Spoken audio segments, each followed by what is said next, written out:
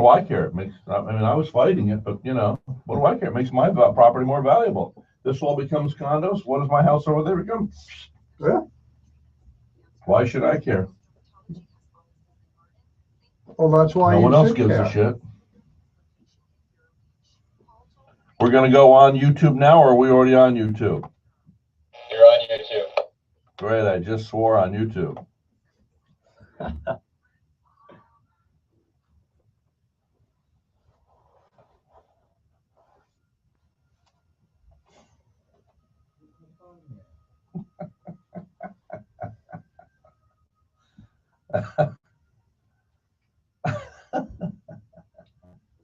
Hello, ladies and gentlemen. A big announcement today on Rhett Palmer Live. Mr. Brian Hetty. He has not stepped into the studio for nearly a year, and he has just walked through the door and sat down. And Mr. Brian Hetty, how are you? You can kill the echo on my voice, by the way. I'm doing well, Rhett. How you doing? All right, now Has it been that long since I've been been here? Really? Yeah, at least. Really? Yeah. You just like disappeared off the face of the earth, man. I can actually verify that because I started in October and I haven't seen you since I've worked here. Well, now see, I listened to you, so Well, thank you. it doesn't seem like that long, but Yeah, it has. You kind of like disappeared. no, I'm still around, still raising a little hell every now and then, and Still raising your granddaughter. and yeah, and I've got the I know it's going to come as a terrible shock to you, Rhett, Yeah. but I've got some of the political operatives pretty ticked off at me at this point. Yeah. Because at the end of the qualifying period, I jumped into the. You managed to get in just under the line. Well, the end of the qualifying period was on Friday at noontime, and I went in Thursday afternoon and signed up to run for county commissioner. County commissioner. The district in which I live, that's District 5, and I filed as an independent. And the two that are in the race are Bob Solari and Jay Kramer, certainly well-known political figures in town. Yeah. And I'll face whoever wins in that primary. I'll face them in the fall. Really? So you're going to stir it up again here, boy. And you know, I mean, I don't know that I have a preference which one wins, but you know, I think that Bob has been in that office for a long time, and Bob Solari. Well, he was like you, you know. He came into my studio, I don't know, 15 years ago, whenever it was. He would know better than me, but I remember he came in. He ran for city council. I think he ran for commissioner, failed. He ran for city council, failed, and I sat across the table because, you know, they soon forget the encouragements that I give, the kindnesses that I give to these people. But I said, you know, well, look at Reagan, look at Lincoln, how many times he failed, and so and then finally he did win. He was persistent, to say the least. I'm getting close to Lincoln's record. Well, not really, because you did get elected. Yeah. You got elected city council. Yeah, and I wrote a book giving you credit for it. You did not. I did so. You've read my book, Liars, Cheats, and Thieves. And I said right in the book. I don't recall giving me credit. Absolutely. I said I wouldn't have gotten elected if it hadn't been, because it was a close race. Yeah. And, you know, and you have listeners. And if on the radio, I convinced those few listeners to send their vote my direction. Well, I believe the sheriff would agree with you that last time it was a very close race for him, and he believes that I made the difference. And there's a few of those. There's quite a few of those races, actually. Yeah. I remember the one time that this one nasty candidate, you know, which was really stupid to alienate me, and he lost. I mean, you know. So did you smile? I don't know.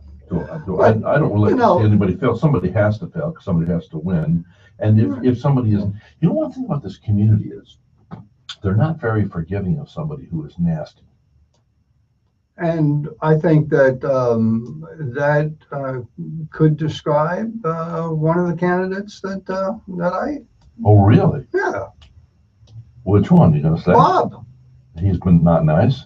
Oh, Bob can be a very nasty individual. Really? Yeah. Jay Kramer is a lot of things, but not a nasty individual. Do you think that Bob has become haughty because of his position? Well, I think that Bob is. I think Bob is impressed with his position. He's impressed with his self-importance. Well, you know what they say? They say it's not during the tough times you test a man. Give a man a wee little bit of power. See, and it is, I have to say, and I don't know about Bob Solari, and I'll let him come in here and he can discuss that for himself, but I will say this, it's just like this foolishness, and you were part of this lunacy downtown. I mean, it's almost embarrassing to anybody that has any semblance of inner humility, and I may not have an appearance on the outside, but I like to think that before my God, I know who's God and I know who ain't, and I ain't. But I walk in there and I see those seats that you all have posted way up there. Wow. And the DS, it looks ridiculous.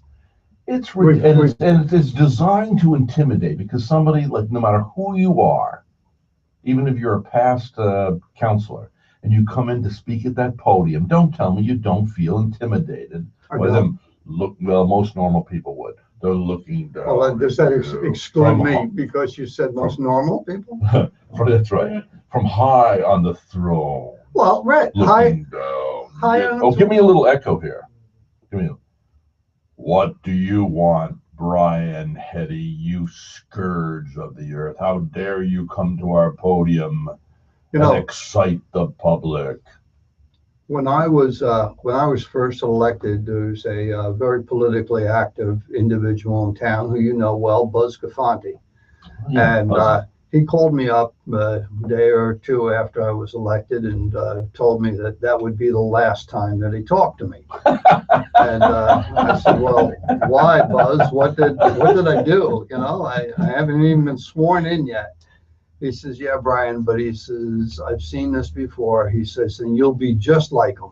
6 weeks from now, you'll be just like them. I said, well, at least before you condemn me, can you at least give me the 6 weeks? And about 6 weeks later, I called him. I says, well, Buzz, I said, my trial period is up. He says, Brian, you're amazing. I said, how's that? He says, you haven't changed one bit. You've done exactly what you said you would do. He says, and you're still the same humble guy. You don't think you're better than anybody else. I remember when you got elected. You said you were on the phone with me, and you said, I don't know what I'm going to do now because you said I can no longer vote my conscience. I now represent the people, and if I can't sway them to my line of thinking, I have to vote what they tell me they want. Right. How do you figure out what they want? How do you figure out what the majority wants, though? Well, I think that one of the ways you do that is you make sure that public comment is open and free to the public. And how's it been going lately down there? Awful.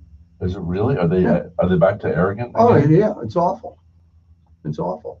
And county commission has been awful for years. So is school board. But Rhett, you said on this program, 100 times, if you said it once during my term in office, that how Brian responds when you make a telephone call. No doubt about it. I've never had a city councilor respond like you respond. You call you, the phone rings back. Remember the sign tipped over, the stop sign on my street. Mm-hmm. That afternoon, the city people are there fixing it. Then we called about the bumps in the road. Now that lady has left. I think she's living in Holland now, and she wanted to screw up our road. And to tell you what, you go to the let's put it this way, not the upper class neighborhoods in Titusville. And what do they have? They have those humps, biddly bump, the humps for the morons. And it gets in the way. It bangs up the car. It's just not nice. It's unpleasant. Thank God we beat Honey Manous, who now lives in Holland. No, Honey Manous still lives in the She said she was moving to Holland. She lives in the Fingers. She lives off of Tarpon. She wanted to put on those humps. Yep. Well, she lives off of Tarpon. Yeah. That's not even in with us. Well, it's, you know, it's in the So fingers. she was trying, no, she used to live, oh, she must have moved. She did. Ah, okay, because then at that point she lived in the, thank God we don't have those humps. And you helped me because I fought it tooth and nail and we won. Also, we won. I was a little shocking about the guy who got killed in the tree, the former mayor. He ran into the tree recently. Oh, yeah, Save Paul. Abel, that was unfortunate. Yeah, save. But remember he wanted to put up the all those cameras. The red light cameras, yeah. Oh, listen to that. It is the telltale sign that we have to take a commercial break.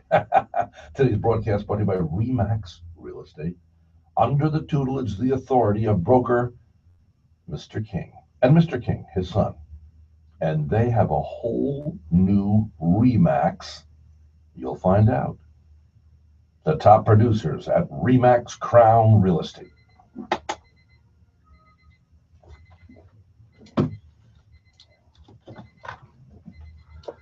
Right. Yeah, that was unfortunate, would say, but Yeah, too bad. yeah, How old was he? 73? 83. Oh, he was in his 80s. Yeah. Yeah, I think he was in his 80s. You know what I uncovered? This is 2-3 weeks ago. I was cleaning out a couple of boxes of stuff, and I found a CD of the Mayor and You McCarthy. should have brought it. I should have. So he starts in one day, and the Mary Oh, Beth the mayor and McCarthy, they're going toe to toe. Where it's all gonna end, there ain't nobody knows. Oh, the mayor and McCarthy, two thick heads you see. They're here in Vero Beach, and they're causing misery. he starts in, and we're in the other studio down in south of town here, and he starts in with this Marin McCarthy, and it just became a really hot jingle that that The whole people song, listened like, to. it lasts like 2 Oh or 3 yeah, minutes, yeah, right? it just kept going and going, and it was the mayor at the time was Mary Beth McDonald, John McDonald, her husband's a dermatologist, and in town on Hospital Row. Anyway, she was the mayor, and this guy from Chicago was the city manager, and he got the city manager job in like June, and in September we got smacked with the hurricanes, and anyway, he and Mary Beth started butting heads, but he was doing things he shouldn't do. And Mary Beth was not being the typical mayor and keeping her mouth shut. And she was speaking out against it. And he wound up working someplace else. Very interesting. I'm new in town, so I didn't know you, and I didn't know anything about you. So, Well, you got to read my book. okay, I'm sure he has it there. He used to have, I gave him a dozen copies, so he might still have a copy kicking around. What's the title? Liars, Cheats, and Thieves. Oh, well, just the title alone. Yeah. Are you comfortable? And it's still, That's fine. That's fine. it's We still like available in the Vero Beach bookstore. that. Mhm. It's available online at Amazon. It's available in a Kindle book. It's I write under a pen name of Chris O'Brien. Oh, why do you do that?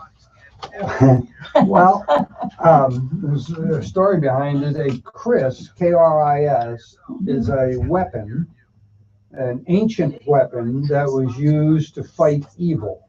Really? It's a jagged, crooked dagger. And that's the Chris. And that's the Kris. And the meetings are televised here in town and have been for 20 years. And 15 years or so ago, Mom is sitting on the couch. I'm heading out the door. And where are you going? I said, I got a meeting. Don't you bother those people now. Yeah, Ma, I know. So I go out and I go to the meeting, and she gets up and she turns it to the government channel. She's going to watch the meeting. I get back from the meeting and she's sitting on the couch I like swear to this. God, you just told me to add another commercial. Hi, Mom. Silence. Hello, Mom. Silence. Are you going to talk to me? 'Cause she didn't like me going to those meetings. Are you going to talk to me? Mhm. She looked back. Oh, I had Brian. a really slow start. Chris O'Brien. Okay. So that's the story behind the. Mhm. But and Rhett will tell you Yeah. that he's never seen anybody that got elected that did exactly what they said they were going to do during the campaign. Today, he That said didn't that he change thought- one I think bit. it's from all the- Except all the to the walk- extent Yeah, it's that Wednesday. Mhm. I considered I work for you now.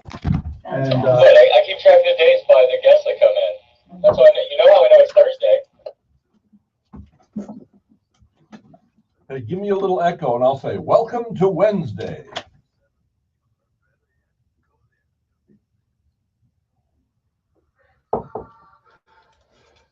You'd never get it because they wouldn't sit down in the same room. Jay would sit down in the same room with me, but Bob Solari never sit down in the same room.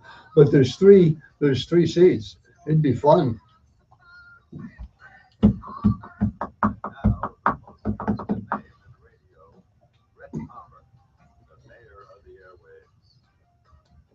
Well, welcome to Wednesday.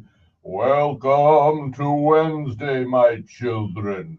It is the guru of the mayor waves. The mayor waves.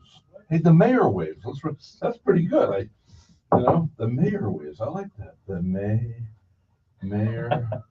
What do you like that? That's a good one. I like it. The mayor waves. The only thing is, we go national, they won't know. What do you say, Margaret? Mayor waves? What the hell is that? Well, anyway, ladies and gentlemen, we have Mr. Brian Hetty, who has a big announcement today on our broadcast. I am here. And, Oh, hold on, I got an idea. Let's go live on Facebook. We haven't done it on Facebook. We're on YouTube. We are on YouTube. Okay, we're on YouTube. Let's go here. And last time we did this, like within 5 minutes, we had like 200 and something viewers. Let's see. Let's go status. Okay, live video. It's connecting now. Oh, look at me. No, we don't want the camera on me.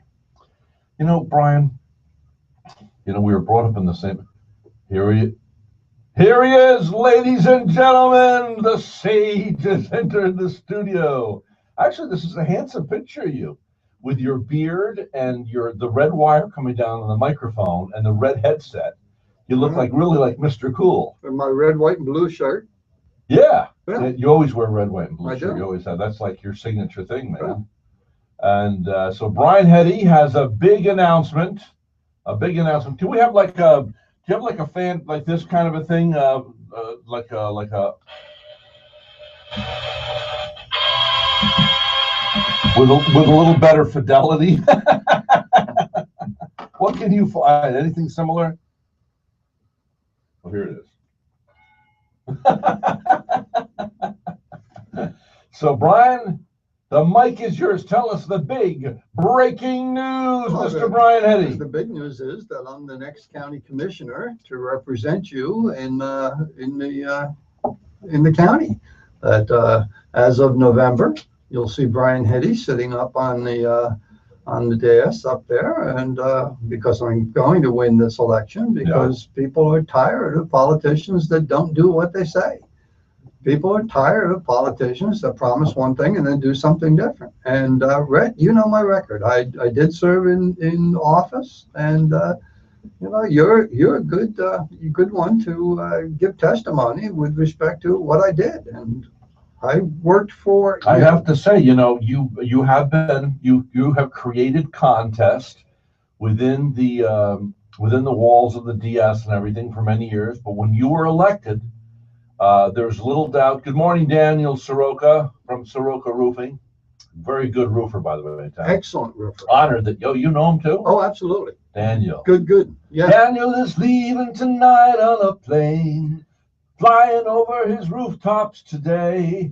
Anyway, So how do you know that he's a good roofer? I know him personally. You know Well, him personally? I know him from his work. That's number one. And my wife knows him from his children. And your wife likes him.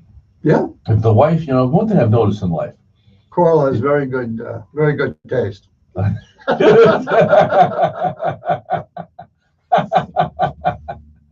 That's true. Yeah. Yes, but it is true. Well, one thing I noticed whenever I have a good morning, Daniel. He said good morning to us, by the way. The one thing about when I was traveling, I used to sing around the country, and I had the privilege of staying at people's homes. And I would always ask the man of the house, I would say, well, how does your wife like me? Because if the wife likes me, because of women's intuition, I knew I was cool. And I knew I was going to be invited back or taken well care of. If ever the woman doesn't like you, then the first thing you do is you look at yourself and go, maybe you stepped off the tracks, buddy, because women have this intuitive thing. I know there are some women out there that are wrong. Like there's a lady in the advertising business in this town, and she's just known to be vitriolic and not nice. When she makes up her mind about somebody, she just sticks to it. I'm not going to mention the organization she's involved with, the client she handles, but it's just, somebody was telling me yesterday, the vitriolic, so obviously she's not either, who knows what her problem is. Maybe she's letting emotions drive the car. Emotions are like children. You shouldn't let them drive the car, but you also shouldn't stuff them in the trunk, But anyway, but most women are in touch with their intuition, I believe. Not saying that women can't respond emotionally. We all do that. I know that because I'm more in touch with my feminine side than most men are. I'm not saying I'm gay. I'm saying that I'm more in touch with my feminine side. So I know what it's also like. The negative side for me is that I let my emotions rule sometimes. But I think women, by and large, their intuition, come on, your wife has said it. Your wife has said, don't have business dealings with that guy. Oh, no! I'll lay odds when you were a younger man, definitely. Oh, no, he's okay. And, next year when you've got the litigation going, and she says, and you say, yeah, I know. You told me so. Has this happened to you? Oh, well, of course. And I tell you another thing, and I'm not trying to make a comparison between women and dogs, but it's amazing how dogs, you let somebody in your house, and I've got 3 very friendly dogs. Yes. One of them will hurt you. If it doesn't like you. I'm glad they all like me when I visit, unless you got a new one now. No. But Roxy Roxy could and would hurt somebody. And I'll tell you, when the dog doesn't like somebody, it makes me question. Yep. Because for the most part, she's very friendly. The dogs are. I could never like a human that doesn't like dogs. I don't think so. But anyway. Who could not like a dog? And if a dog doesn't like you, dogs are amazing. Yes, they are. They are amazing creatures. Yes, they are. They really are. Unconditional love. Oh, yeah. It's like Rodney Dangerfield said, hey, I get no respect. Yeah. There I can be at a red light. Yeah. I'm in my Volkswagen with my wife. Yeah. Up comes this guy in a Rolls Royce. My wife will get out and get in the car with him. My dog stays with me. That's it. There you go. Dog doesn't want the Rolls Royce. Yeah. So anyway, so you've thrown your hat in the ring. People are, the other day, I mentioned this secretly to a couple of people, like Joseph Sempervivo, my friend who's running for Republican committee man. Mm-hmm. And he was, well, no, Brian can't do that. It's too late. But you got right in under the wire. I filed the necessary papers at 4:00 on Thursday afternoon. Oh, can you hold the line just for a second? Sure. Okay. Hey, is this Vinny? Yes, hey, Rhett, how are you? I just want to warn you, I am live on the radio. So, Vinny, you are live on the radio. Just want to let you know you both finished. Wow, I just want, we mentioned who you are. You have to give me an extra special discount because it'll be free publicity, Vinny. Okay. No. This is Vinny from Marine Services. How are you doing, Vinny? Very well today, thank you. Good. So are you going to be delivering that like today or tomorrow? Or I think probably tomorrow, I think. Did we locate a new seat? Yeah, what I did was I took I took the captain's chair out that was broken, and there's a seat in the back of the boat. Mm-hmm. I took that one and put it in place of it, and then I had a shorter one for the back. Oh. Because the one I had that was replaceable was too short for the driver, even though you're tall. Uh-huh. And so I took yours that was in the back and put it behind the captain's for the captain, and then I took the smaller one that I had off a junk boat and put it on there for you. It looks good. All right. Well, Vinny, how many years you been in business in Vero Beach? Oh, I've been in Vero since '86. 86. This is Vinny, and he and his gal, they run Complete Marine Services right over on Aviation. And so I just got my pontoon boat. I don't want people to think that I have like this 90-foot yacht or something. It's it's a little pontoon boat. But you scrape the bottom, got all those shells off of there that have been growing in the bottom of that for 2 years, right? Yeah, that was fun. Yeah, they had a good time with that. Now, do you have other people that work for you that help you do that? Yes, sir. We have a crew here that does that kind of stuff, and as long as we can get them to show up, we're good. And you got my Yamaha engine, which I really like my Yamaha. Even though I used to sell Merc Cruisers in upstate New York, those Yamahas. Yeah, we sell everything here, but yeah, that Merc Cruisers were famous up there because it's so deep. Here they're not as popular. No, I don't think they do as well in the brackish water down there. But the Yamaha runs great. And you would you change the oil and stuff in that? Change the oil, spark plugs, do the water pump iron, like a 300-hour service, we call it. Great. And that worked out great. All right. Well, we'll get the credit card ready, and we'll see you. We'll see you sometime soon. All right. Give Peggy a call later. We'll get this thing over to your house. Thank you very much, Vinny. Thanks, Rhett. Okay. God bless. Bye now. Bye. Thank you. We have, Local people. I just wanted to take that because I have kids coming for the 4th of July weekend, I understand. and I needed it repaired. And it's nice to know when somebody gives you commitment like Vinny. Look at that, done. We have Steve McKnight here with us in the studio from the Libertarian Party. He doesn't know this pontoon boat that Rhett has is actually the dinghy for his larger yacht. You gave me away. You're not supposed to do that. Yeah, my 90-foot. Simon Cowell and I are going out in our 200-foot cruise ships today, Yes, sir. Simon Cowell actually has one. Really? Oh, yeah, he's got like a 200-foot boat. I had no idea. He's done considerably well in the television industry. Considering when he was in his mid-30s, he failed at the recording business, was broke, and was not only broke, was reared. What do you call it when you're back asswards? In other words, he went into debt with this record company, and it not only failed, but he got in trouble because of that, and so had to go back home in his 30s, mid to late 30s, and live with his parents again in England. Ooh. Now there's a comeback story, Yeah. because how many of us, you get knocked down, it's tough. It's tough getting up. Mr. McKnight, your dad is not an attorney, he's a doctor in town. Yes, sir. He's a rheumatologist here in Vero Beach and Fort Pierce. What do you do with your life? Well, right now I'm actually working for the county affiliate with the Libertarian Party. I'm also an investor, and from time to time I visit the office. You mean your father's office? Yeah, every now and then I hear from my mom, Stephen, if you don't come in today, you can't really hang out with us on the holidays. Now, I'd like to have your dad in here sometime, and I'll tell you what, a lot of people in a lot of pain with rheumatoid arthritis. Yes. And we've had a number of people. The greatest compliment I can get is when somebody says they're going to see like Dr. Mallon from Center for Advanced Eye Care. And I've actually had people come up to me and say, your show saved my eyesight. I say, how? Well, because I went to Center for Advanced Eye Care. Or I had skin cancer, went to see Dr. Tim Ionese, Trisco's Dermatology. I forget, some other doctor I had on, I don't know how, but somebody was at a RV sale. And he said, your show saved my life. He's sitting there in a chair. I said, yes, sir. I said, well, how? He said, well, I had prostate cancer. Because of you, I flew down to Texas and got this special new innovative treatment. So the point being, this validates my life. I mean, because we're all out there, we're making a living, we're trying to be able to pay for our steak on Friday night or hamburger or whatever it is we're having. Yeah. And so if we could get your dad in here to talk about a rheumatoid arthritis. Yes. Because pain is not fun. Have you ever lived with any pain? Unfortunately, I was in a motorcycle accident about a year ago. You were? Yeah. I was coming across Royal Palm Point, and unfortunately, I just kind of walked through on my motorcycle through a stop sign. Next thing I know, I'm in the ambulance going, did I just do a 360 or am I in the hospital? Did you have your helmet on? I had my helmet on. Yes. Did it save your life? It saved my life. Yes.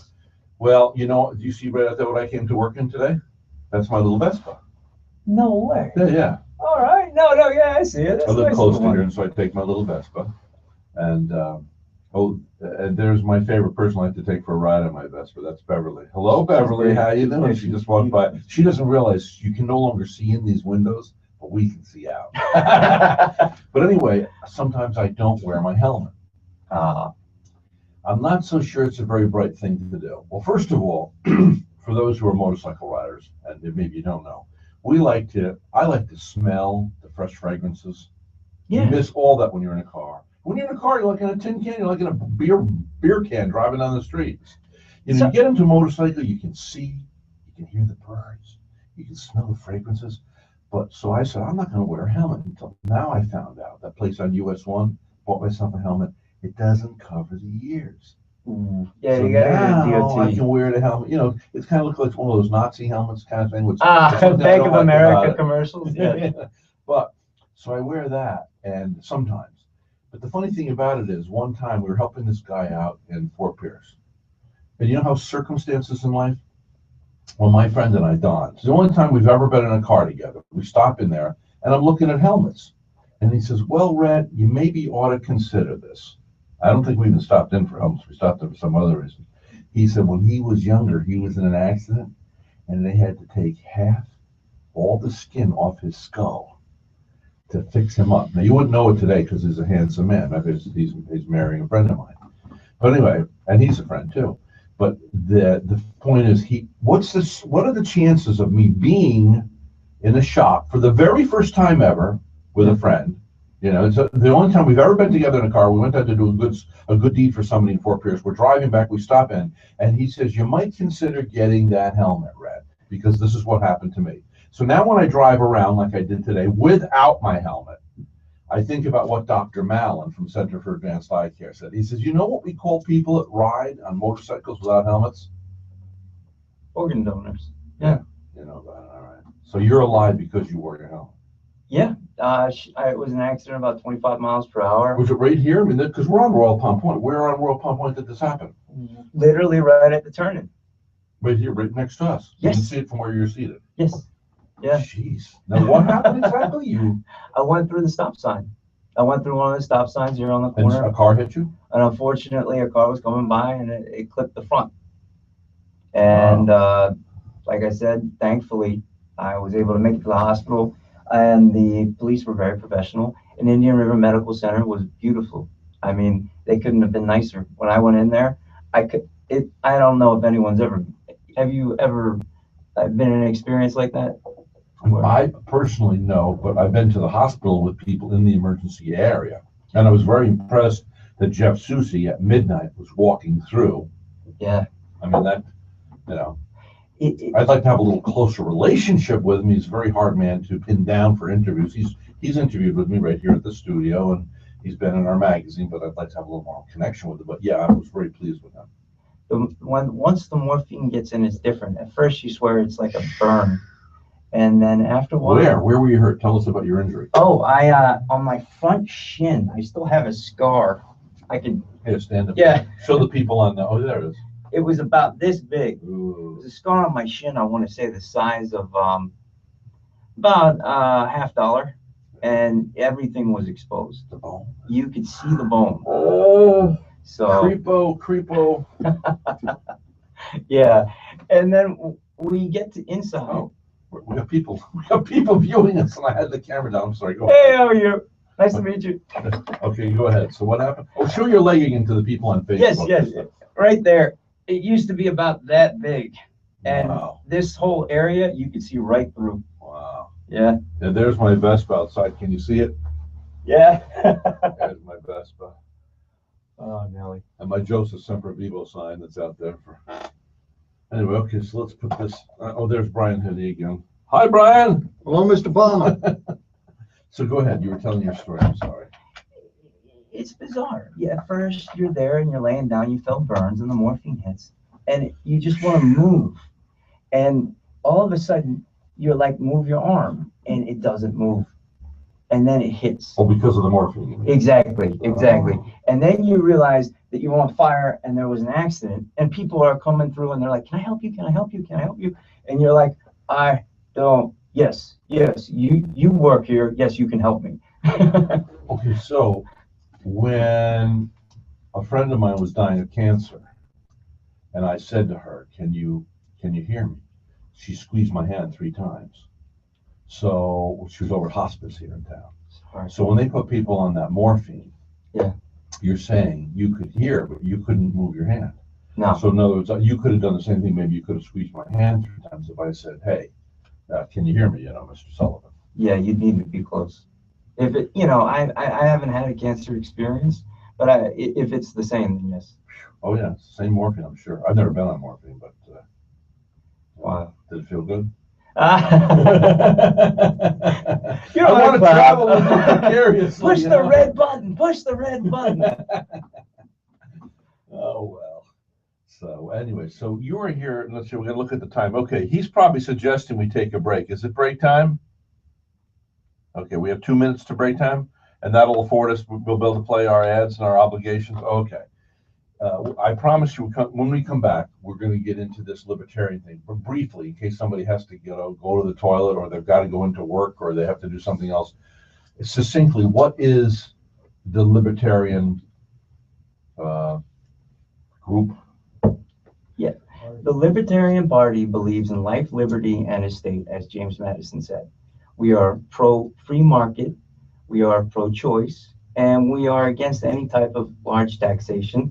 And we're also for any type of civil union. Okay, let me ask you this about free choice.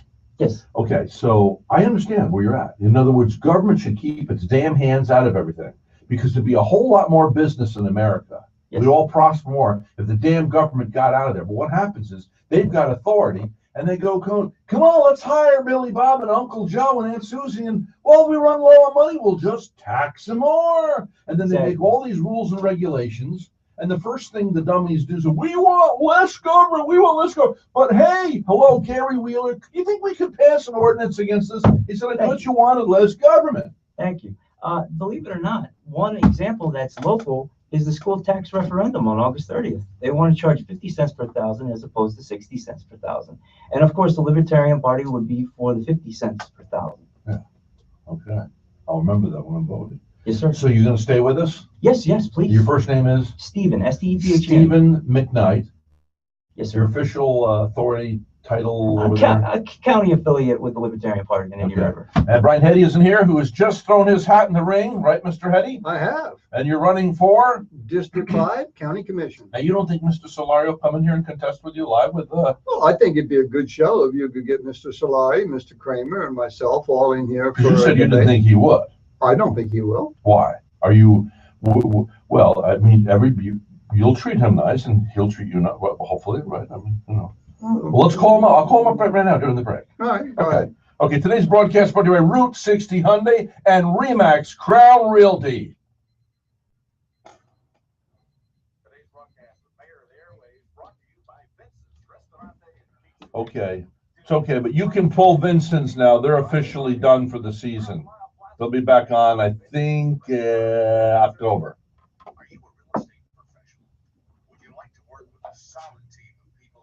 I mean, if you want to scream what you want to say, or if you just want me to talk about whatever, it's your show, so please just tell me. No, I want you to educate us, I'm going to hit the men's room. We got about 5 minutes. If you want to stand up, it's healthier for your legs and stuff.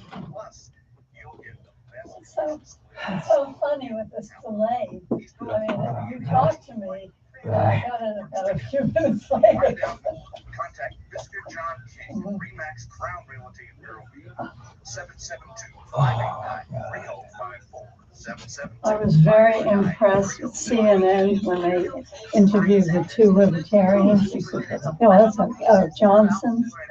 Gary Johnson, yeah, CNN Town Hall. And Joseph, who's been doing the hosting, he used to live in New Mexico, And he said Johnson was a fantastic governor. Yeah, he was a two-term governor. Yeah. Mhm. He graduated from the University of New Mexico. Mhm. He's a self-made millionaire. So he worked up, created his own business called Big J, with a handyman court.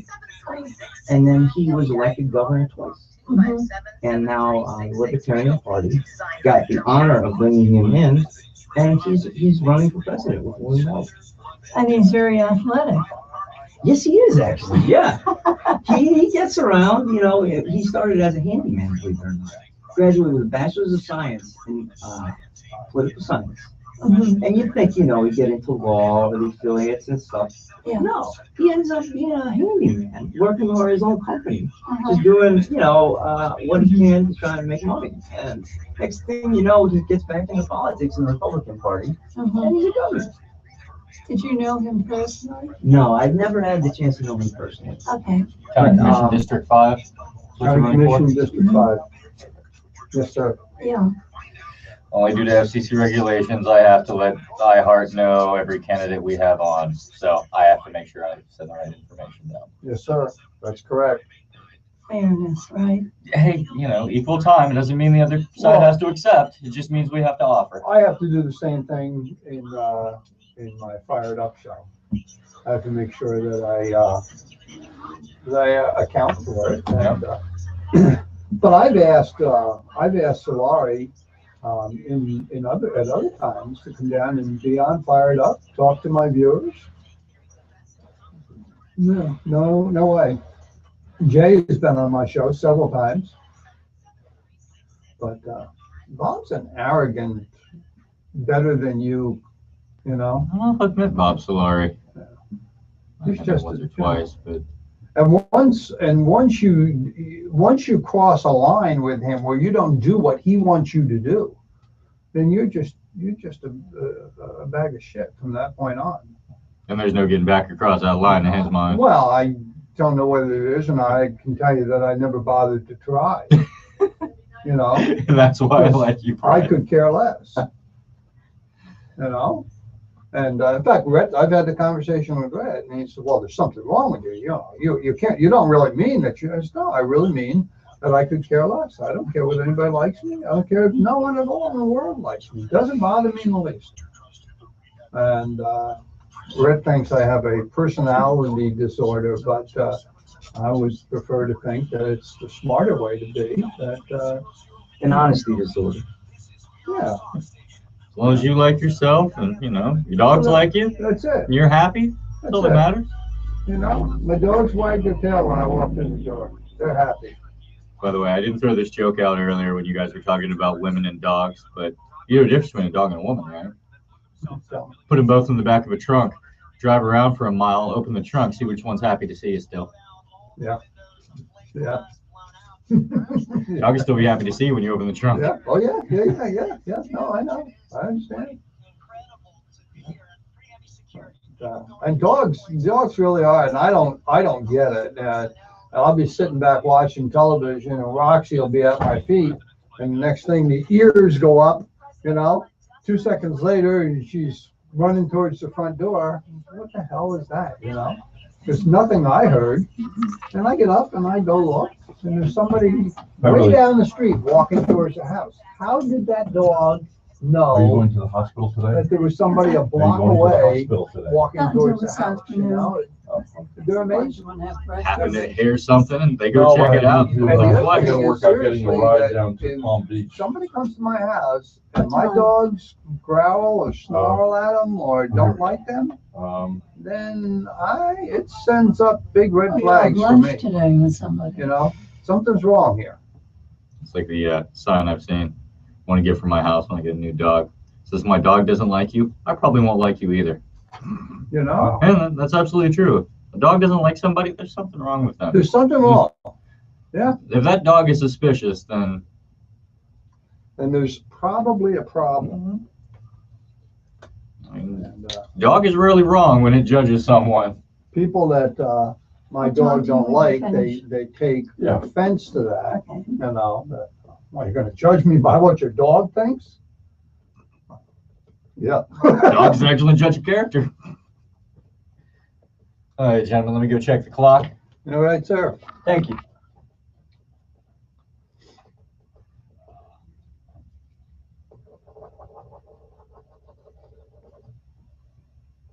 Oh, 2.5 minutes till we're back.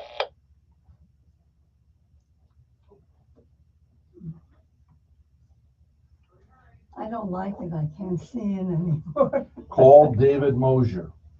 Okay, we'll talk to you. Yeah, one-way mirror. Yeah, it's good though for the studio. Oh, yeah, yeah. Mhm.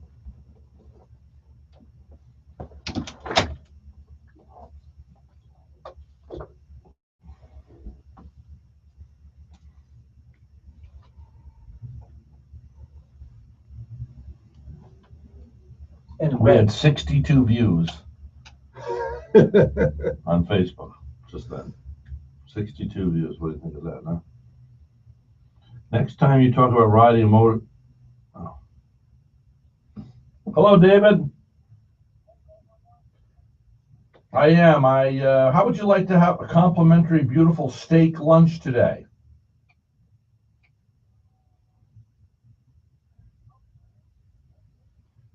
It is with me, and it is with Father Duffy. You remember the Irish priest used to come on my show? Well, he's written a new book called Faith, A Simple Answer to Faith, and I need to drive down to about 55 minutes south of here, and he's going to buy lunch at the Capitol Grill. You ever been to the Capitol Grill? It's the best steaks you ever had.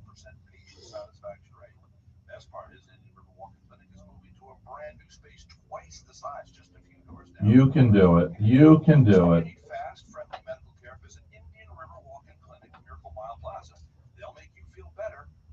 You can always move something. Someone is trying to break in, but your security system from Complete Electric and Alarm is working. Your home's on lockdown, security cameras are rolling, and the authorities are already on their way. That's the security of Complete Electric Why? and Alarm. The best security money can buy. Call 388-0533. That's 388-0533. Oh, yeah, what is it? Online at CompleteElectricInc.com. Complete Electric and Alarm, Florida's premier alarm service. If someone in my family was diagnosed with cancer, I wouldn't care how nice the building looked. What would be accelerated? I'd look for the best treatment options with the highest cure rates. I'd find qualified physicians who could provide those treatments. Yeah. I'm Dr. Tim Ioannidis. No. At Treasure No. Dermatology. Our board Okay. have the training and the experience to care for you. Yeah, no, you always turn me down now. Dermatology based on our image alone. All right. Let me get back on the air here. Love you too, man.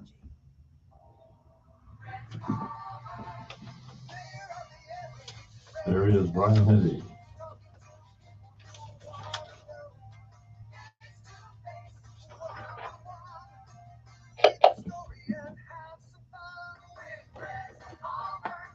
Now, the most trusted name on radio, Rhett, the mayor of the airwaves.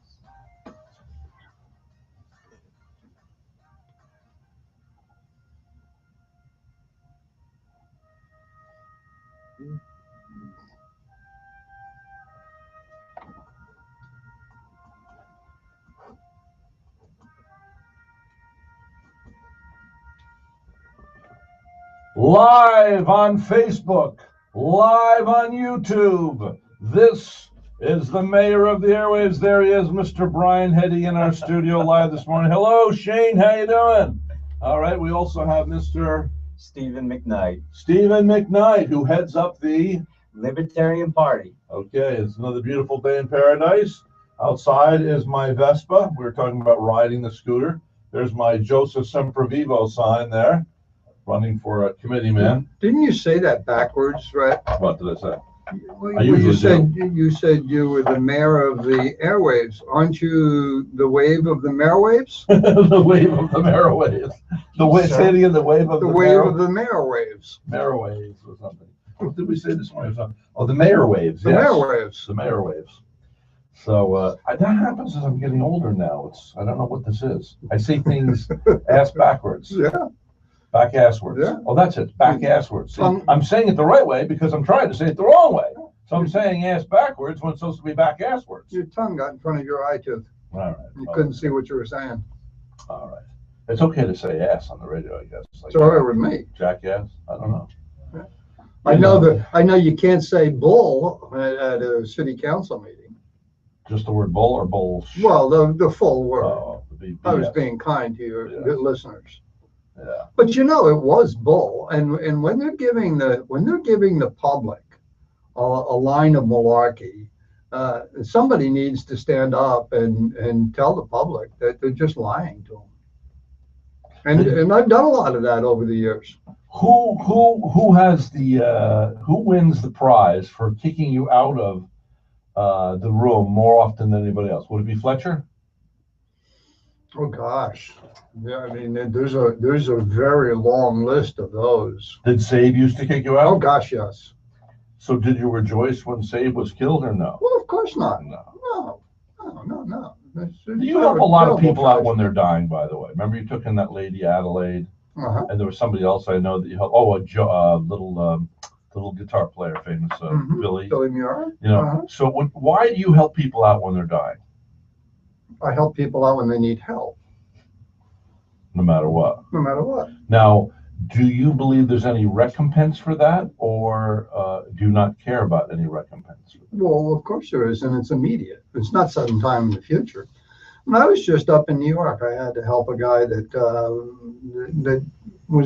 he's having some difficulty, early Alzheimer's, and he had a bathroom that had some leaks, and there were some mold issues going on, and he just didn't, he either didn't know what to do, or he just couldn't, because of the Alzheimer's, couldn't make a decision.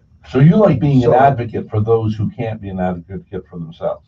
And right, and you know, and I've done that in my personal life. Okay, let's say I ticked you off. I did something to tick you off. We go on. You've been coming on my radio show. What? I'm sure 20 you've years done now? that over the years. 23 years. Yeah, I'm sure you've done that more than once. Okay. So, but let's say I did really something disrespectful or something, and you don't talk to me for 15 years, but then all of a sudden you find out that I had Alzheimer's or something. Would you still help me? Sure, of course I would. So you would But forgive that But I person. wouldn't have done the first part. I wouldn't have not talked to you for 15 years because for the most part, it's over 15 minutes. Now, this guy up in New York, he had some mold in his bathroom, and I flew Put up on my to glasses here, yeah. I flew up to New York, and that's what the bathroom looks like now. Oh, I you ripped did. the Look, I'll walls. put it on YouTube so people can see. Where's the YouTube camera? I ripped the walls out, got rid of the mold, put up tile, put up concrete board on the floor, tile on the Yeah. floor. There it and, is, right here for our YouTube viewers.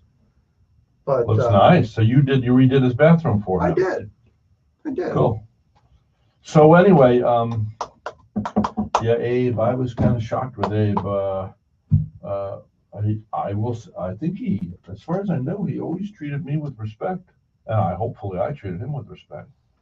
I hope his wife's okay, and I don't know what else to say. Well, I'm Abe sure that Staples was a shock. Karen is. I'm sure. Well, she's probably up in New Hampshire right now. But Was that where they had a summer place? Yeah, they came from New Hampshire, and I believe they still maintain that they have kids up there. But You know, I've fallen in love with New Hampshire in the past few years. New I Hampshire's fly wonderful. into Manchester now. New Hampshire's wonderful.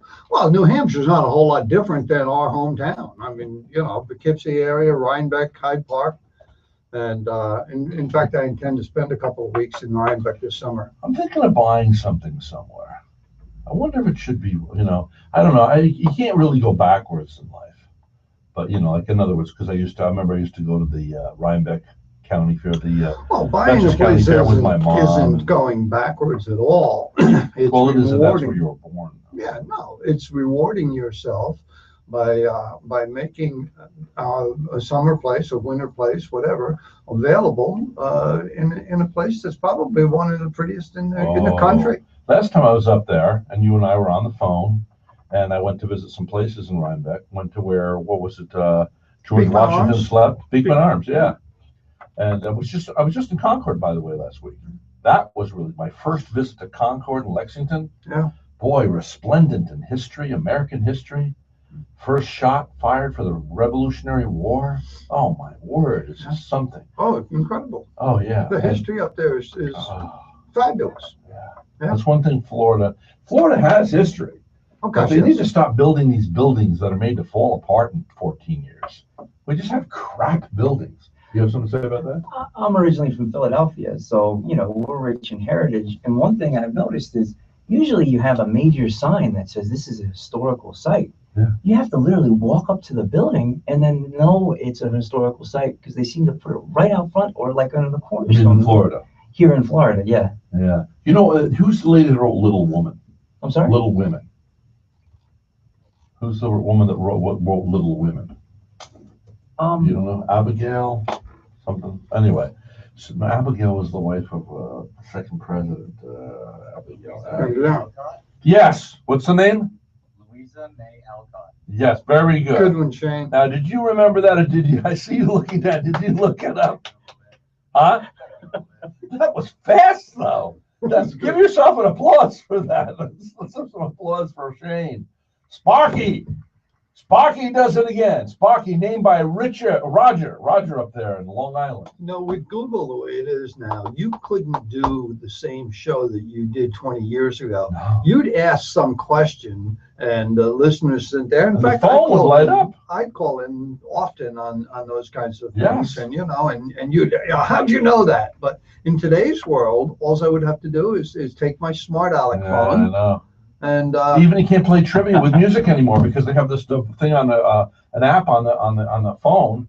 You hold it up in a restaurant or something, and it'll tell you what the song is, who's singing it, when it was released. you know what they need? They need an app to tell us which candidate for office is actually going to do what they say they're going to do. It's called a lie detector. You know? Incumbent removal. And That would be really cool. Yeah. If we were prosperous enough here, we should ever get to, now we're on YouTube, we're on iHeartRadio nationally. Now, if the money should ever come in, that compensates for that, on a national basis. Let's buy 3 lie detectors, and we'll put. hook the candidates up. You know, people are listening. I like The it. oddest thing in the world is that people are viewing us on YouTube. People are viewing us, listening to us on iHeart in particular, and you would think, well, why would they want to listen to Brian Hetty? I guess that we sort of represent small town America, and people kind of get a hoot out of us. Who's listening now? Where are you? I wish we could say who's listening the furthest away. Someday we'll be able to do that. They'll be able to put it up on a chart. Just like I was just on a plane the other day, and we were going 543 miles per hour. It says it right on the screen. You can see exactly where we are. Someday you'll be able to look at your screen and go, oh, look at that. Like right now I can look down here, and we have, 76 people who are viewing us on Facebook. And then we have, so many people on YouTube, and they'll be able to tell, oh, look at that. There's 20,953 people that are tuned into Rhett's show right now. And one's 10 of them are in Texas, and one of them is in Alaska. And the guy can look down and say, oh, I'm the guy in Alaska. Well, I'm the furthest way. Call me up right now. Let me know, and we're going to give you a prize. Give you $1,000. There you go. I can say it now, but how do we know? Somebody calls and says, well, But yeah, we had a guy from England listening a few weeks ago. last summer I had to go to Haiti last summer, Okay. and I had a group that I had to lead down there, and I had obligations still here in Vero Beach, so I just hooked my cell phone up, Yeah. international, Yeah. and I was taking calls, and no one knew. In fact, there was one person. In fact, it was Jay Kramer called me, and he, of course he was mayor, and he had an issue that he needed some help with, and I said, yeah, okay, well, here's what we're going to do, and so I talked to him about how we could fix the problem, and he said, where are you anyway? And he said, you want coffee? I said, well, it'll be difficult for me to have coffee. I'm off the road to Jacmel. I said, back in the mountains in Haiti. Let me tell you something about Haiti. Do you get Netflix? No. Okay, you might consider that, and I'll tell you why. I rent these documentaries and stuff, very educational at night. And now I'll pay, I'm paying 99 cents or $3.99 or $2.99 to iTunes Radio, no more. I go to Netflix. It just happened last week. I rented something, then I go over Janis Joplin, the story. I rented it for $3.99 or whatever it was, because I like to support, these things that are being made. Some more will be made like it. Then I go over to Netflix, and there it is for free. I have a friend who has a top-selling documentary on Netflix right now, and he tells me every time someone downloads, you don't have to pay for it, but he gets cha-ching, he gets money. So you're still helping the artist. Where's the money come from? I guess. Well, first of all, Netflix is around the world. Say right now, 10 million people paid me $10 a month each. Okay, that would be 100 million. Okay, $100 million coming in monthly. Okay, so that's 1,200,000,000 listeners, or dollars, excuse me. Now, I can do a lot with $1 billion, can't I? So I can afford to pay the people. So what I do is you give me your documentary and you say, well, you can go on iTunes, you'll get a smattering of $3.99s, of which they get 75% of it. Yeah. Or you can come on Netflix and how much did you invest in this movie?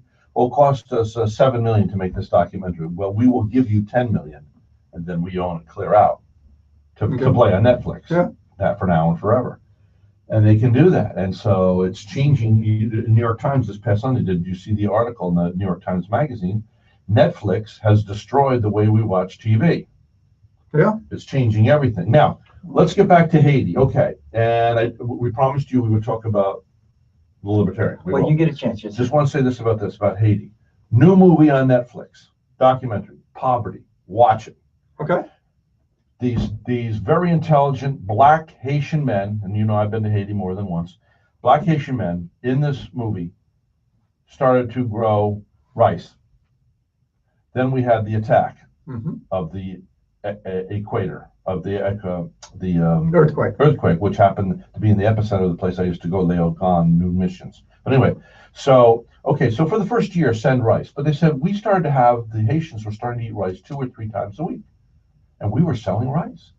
Now it's still coming in years later after the earthquake, and we're out of business. We can't sell our rice.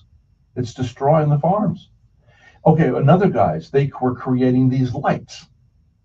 And they said, give us a hand up but not a hand out anymore. You're creating this whole society that waits for hands up. Oh, and we want to feel good. We're giving. And I'm one of those. And even Clinton has said he made a mistake. He made a mistake. Specifically with Haiti. And here's the story. And this leads right into the libertarian thing. This leads right into what you're doing.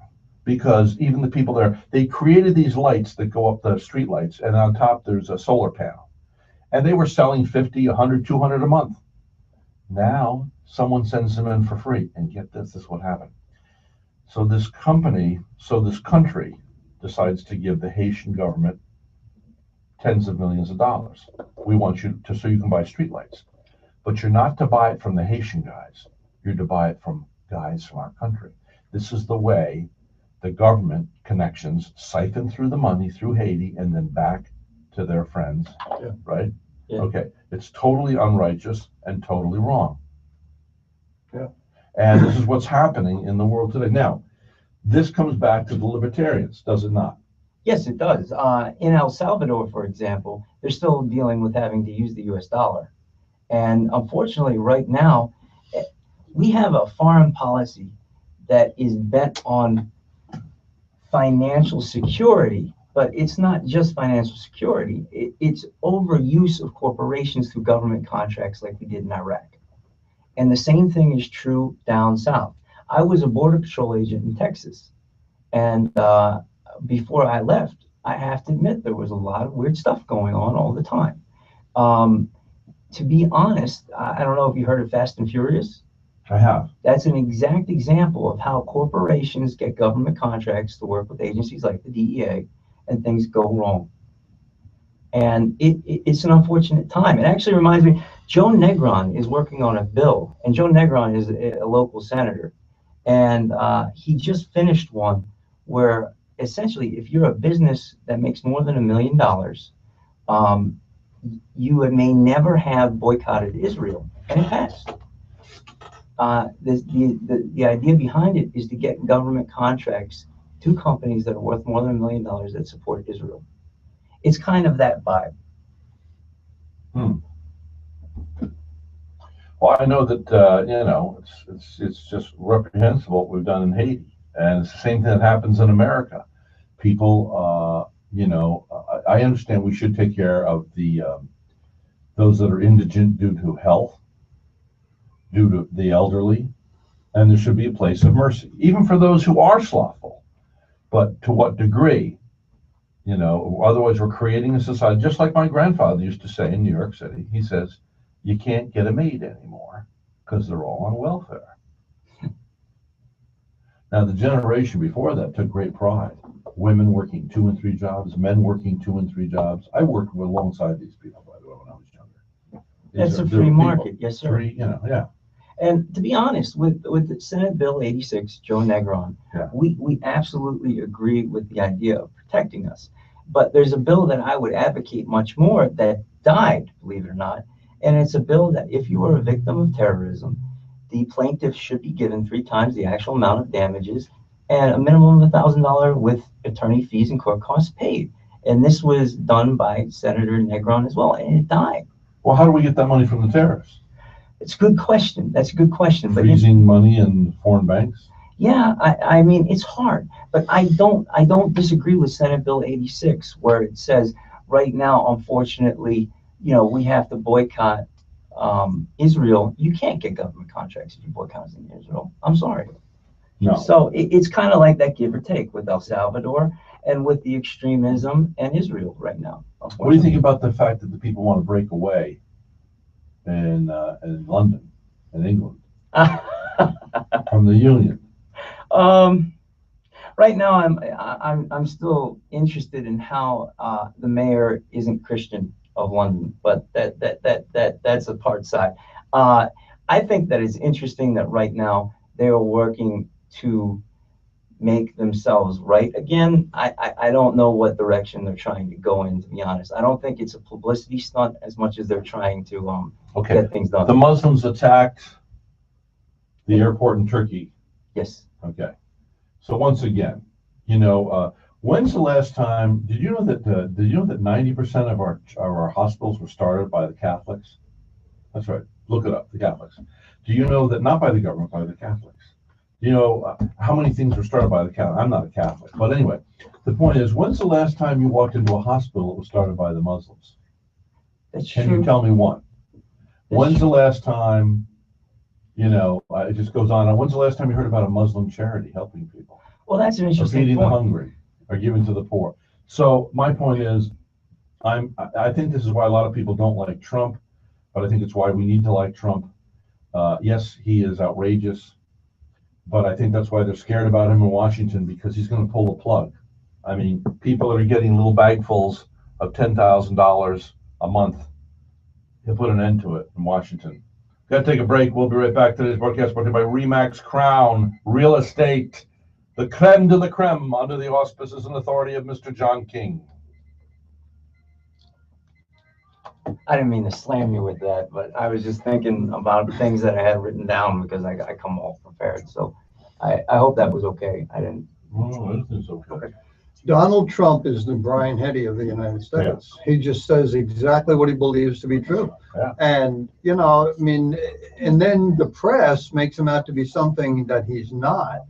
He said that he calls for a complete shutdown of Muslims entering this country until we can figure out what's going on. Yeah. And the press always leaves that second part out. Oh, they do that all the time with everything. And, you know, oh, well, he just hates Muslims. And that's not what he said.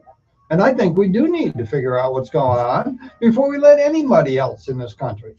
And the whole immigration thing, you know, it's not about being against Latinos or Mexicans or anything else. It's being against criminals. It's a criminal act to enter this country illegally. And if you're going to give amnesty out, you know, that's fine. Then I'm going to go down to the Bank of America and I'm going to clean out their safe. Did what? If you're going to give amnesty out Yeah. to felons, okay. Yeah. But I want my share of amnesty. Yeah, I'm going to go to the Bank of America go and for clean it, out man. the safe. And then demand my portion of amnesty. Do I have time for a Need potty break? anything? Go for it. Yeah. Flash of water, okay. What is wonderful, I smell bacon. That's what you want. What happened to your ceiling, right?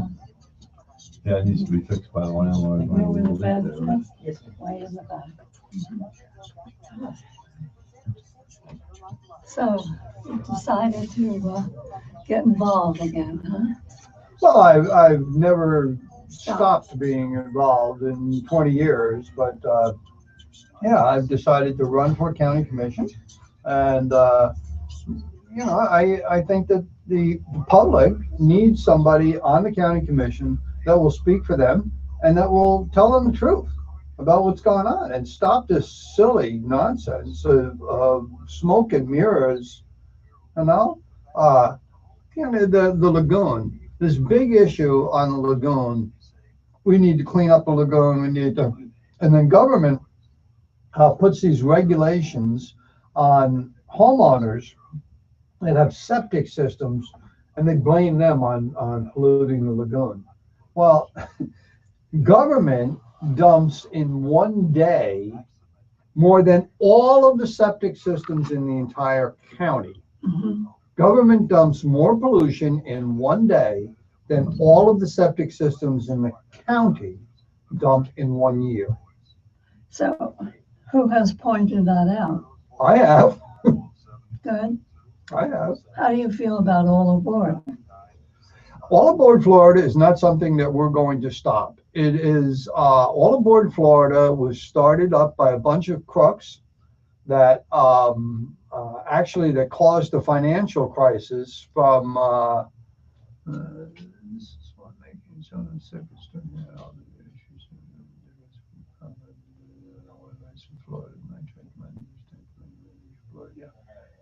yeah. What time do you have to be at the hospital And that's today? government. What time? Yeah. I'm pretty flexible. Do you have to go? Oh, I have to. I have a commitment, yes. Mhm. Okay, so you think it's inevitable? I don't think that we should be spending millions of tax dollars to fight them when we have zero chance of winning. They've spent almost $1 billion already. The chance of us stopping them are zero. You've got a governor that's in favor of them, and you've got a Congress that's in favor of them. So if you think Little Pipsqueak, Vero Beach, or Indian River County is going to have any negative impact on them, you're wrong. You know, the only thing that we're doing is we're stuffing money into friendly lawyers, you know, into some lawyer that is well connected with the lawyer. We've already spent about $7 million fighting this, haven't we? I don't know what the number is, but it's a lot. Yeah. Mm-hmm.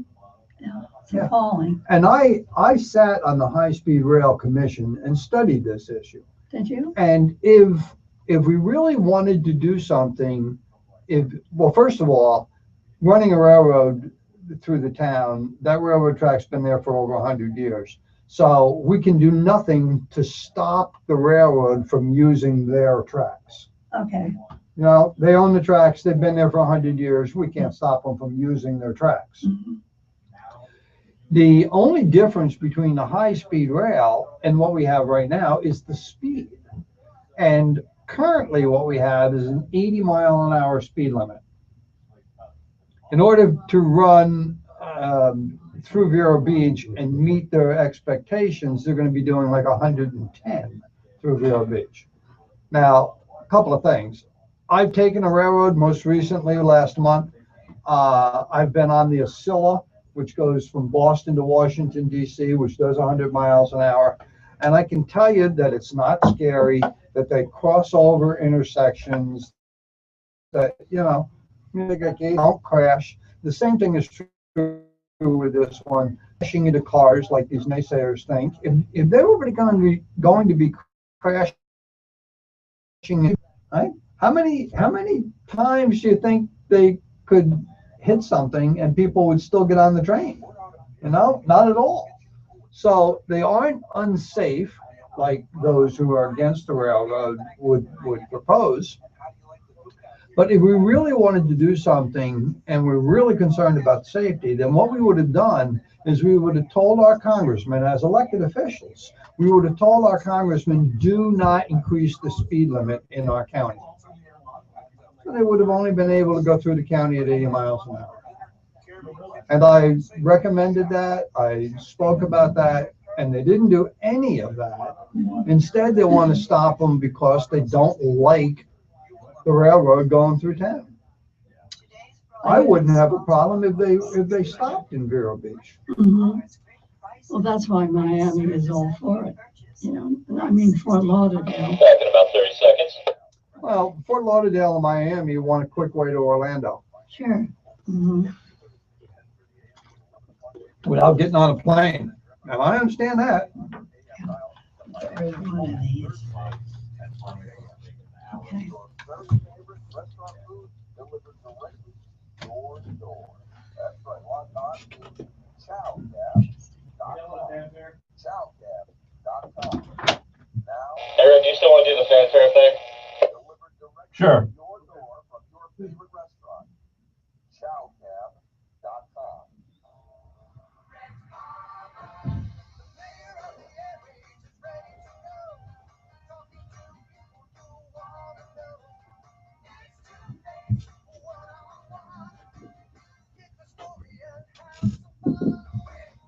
And now, the most trusted name in radio, Rhett, the mayor of the airwaves.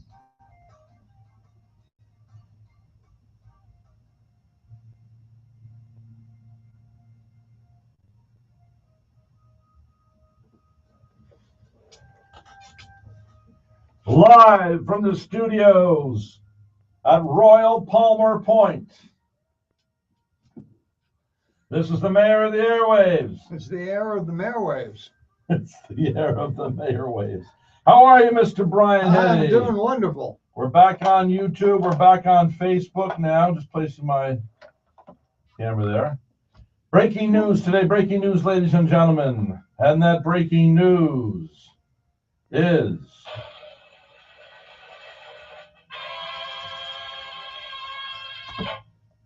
You know, Mr. Palmer, I have a suggestion from you. I just thought of this. Yeah. I said, you should invite the 3 candidates for District 5 for County Commission. You've got 3 seats here in the studio. Yeah. Invite the 3 of them Do you have his phone number, to Andy? be here. No. To be here in the studio, you know, whatever, 2-3 times between now and Election Day. Solari, oh, Solari. And Ooh. if any candidate is unwilling Yeah. to come on a show like the Rhett Palmer show Yeah. and face the listeners and face the public who they're wanting to serve, if they're afraid to do that, if they're afraid to answer your questions, Yeah. if they're afraid to be live, then I don't think they should be a public official. Correct. The judges agree with you. How do you represent us if you don't listen to us? That's right. And you know, and So you're throwing your hat in the ring. You I've- got under the I've wire. already done that. Yep. Yeah.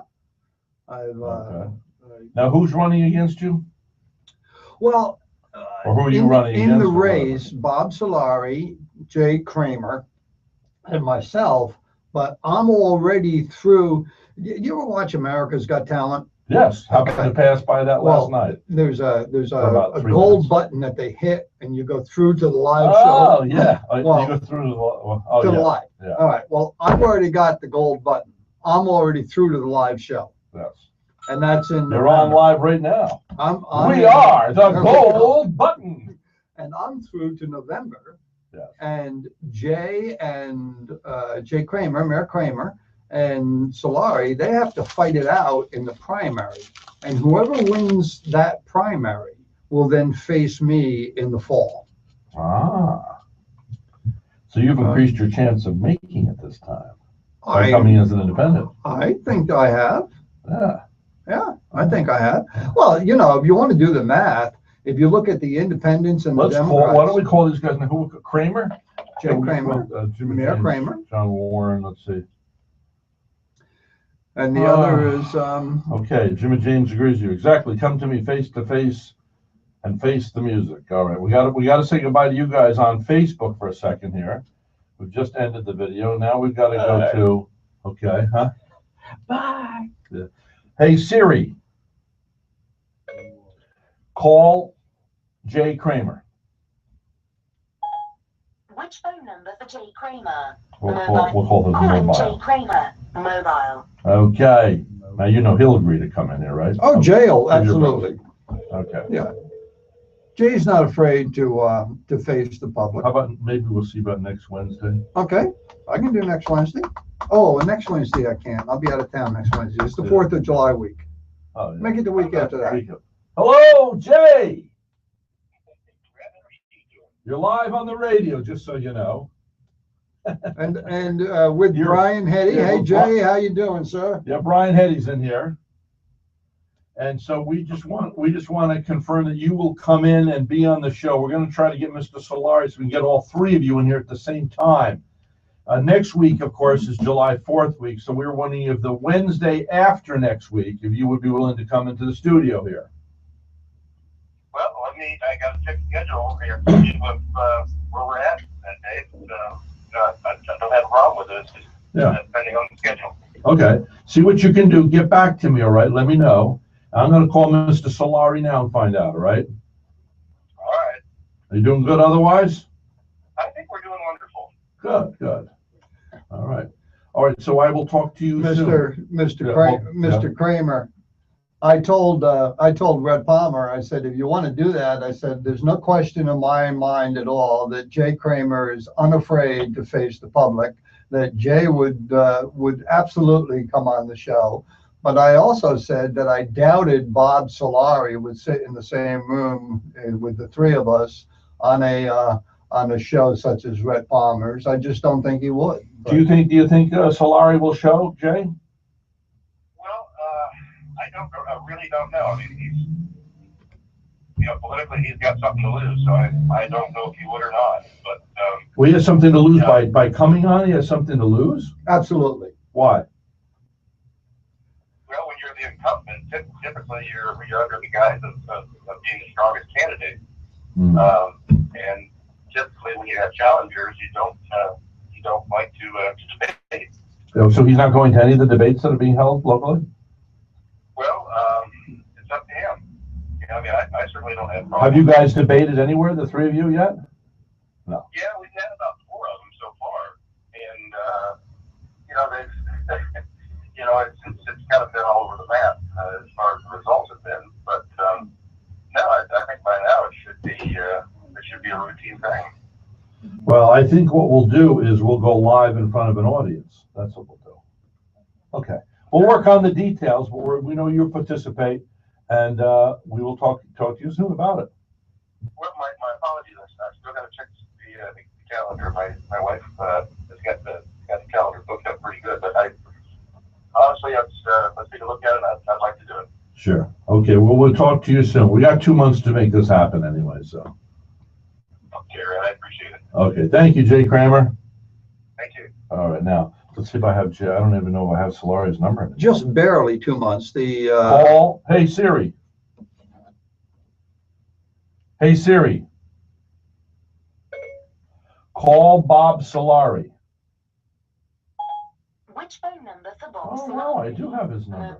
Calling Bob Solari. You know, I haven't Mobile. spoken in a dog's age. Hey, I got an idea.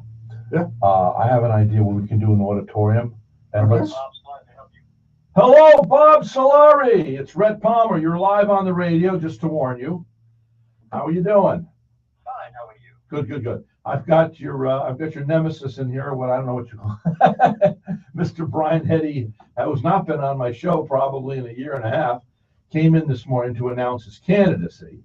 I just called Jay Kramer. He's got to check his schedule, but he's willing to come in. What we're thinking of doing, I just wanted to get your commitment that we're either going to we'll go live with the three of you in the studio one morning. Not next Wednesday, of course, next week is, of course, 4th of July. But the following week, would you possibly be available on that Wednesday? I am certainly not sure. But you are willing to come to do a whatever it is. What do you call this when you get up in front of an audience? What do you call that when you have the three of you? A debate? A debate. Yeah, a debate. Forum, town hall. Depends on when it would be. Yeah. Well, I want to set one up. I may rent a hall and just do something live. We'd have to do it in the evening, so it'd be a delayed broadcast. But Oh, well, I couldn't commit to it until I knew what it was. nights are getting difficult, given the number of events we already have tonight. Yeah, yeah. Okay, well, And Brian Hitty's not part of the primary, so I don't see any sense in. oh, you're not part of the primary. Oh, then Brian, you wouldn't be in it. Well, why not? I'm in this race for this seat, so of course I should be in it. All right, well, let's talk that over. Yeah, because Well, you're. when you get all the details and everything, Yeah. Mr. Palmer, we can have a discussion, but at the present, you don't have enough details to have a discussion, and I've got some county work I'm in the middle of, so. All right. All right, well, we'll talk But to you again, soon. right now, I can't understand why, given that my opponent and I are focused on the primary, we'd muddy the waters with somebody who's not in the primary. Well, you're not in the, you can't win this race in the primary, Brian? No, I'm already through to the live show in November. I'm through to the November election. Oh, okay. Yeah, as a matter of fact, the more I think about it, it wouldn't be appropriate, so I'll pass on it. Okay. All right. All right. Okay, bye-bye. Show must go on. Now, you said he wouldn't do it. Right. Yeah. So why do you think he won't do it?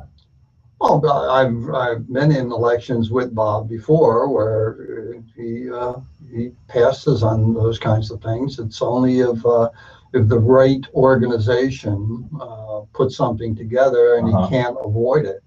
But he doesn't like to. Well, I can understand his point of view, though. It's why? like, How? because it's between he and Kramer. No, it's not. It's between three of us. There's three people. Yeah, but you're not. You don't get any votes this time, right? Correct. I don't get. I don't any understand votes. why they do that. But you can. I think the independents should be able to vote. Why is this just the Republicans? It's only the Republicans that are allowed to vote in the Republican primary.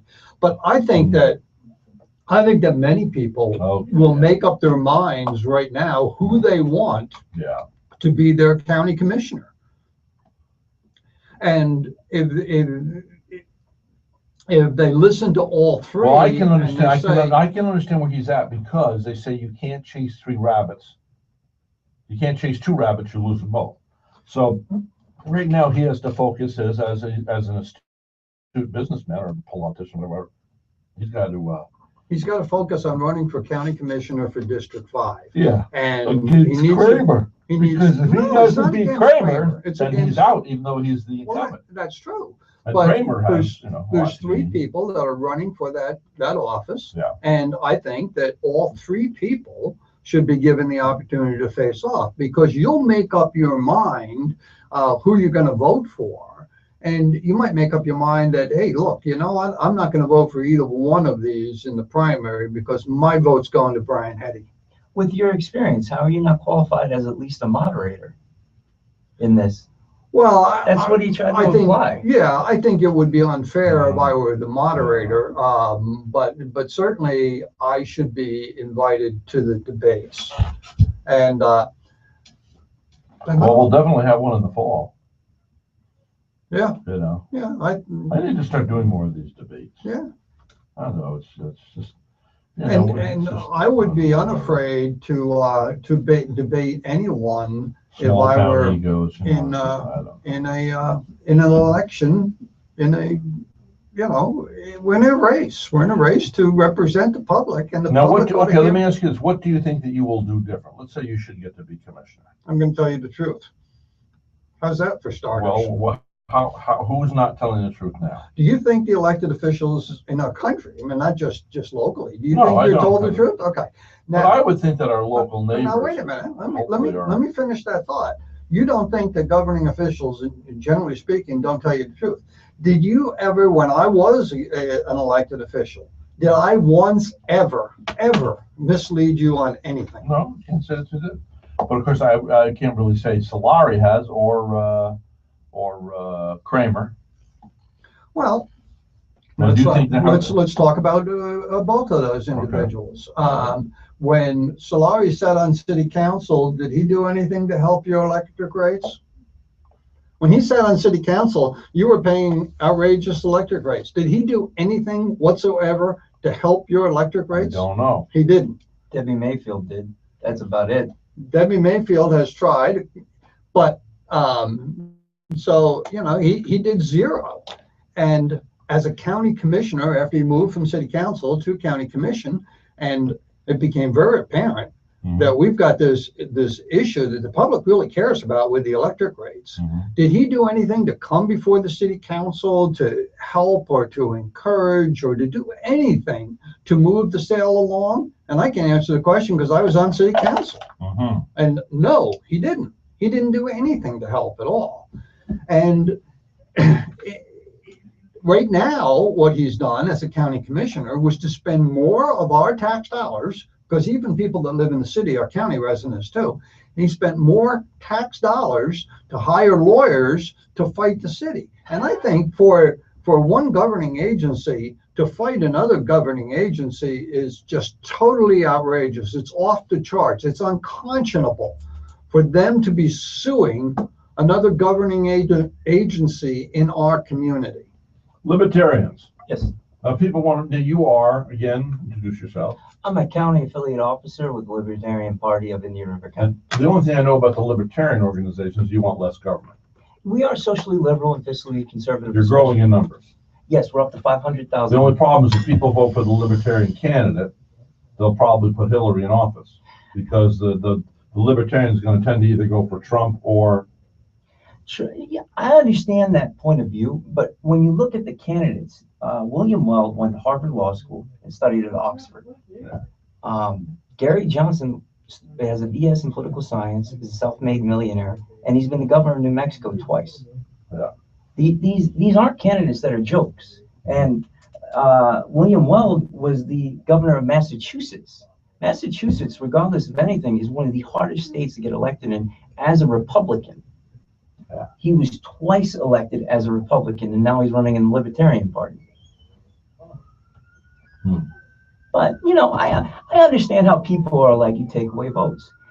In my point of view, over time, if people support our party, God will provide. And I know you're saying, well, we've taken away votes from this and that. A lot of it's the Electoral College when it comes to the presidential Yeah, but look at Ross, or what was the name? Perot. He cost George Bush Sr. the election against Clinton. I've read about it. I understand what you're talking about. Yeah.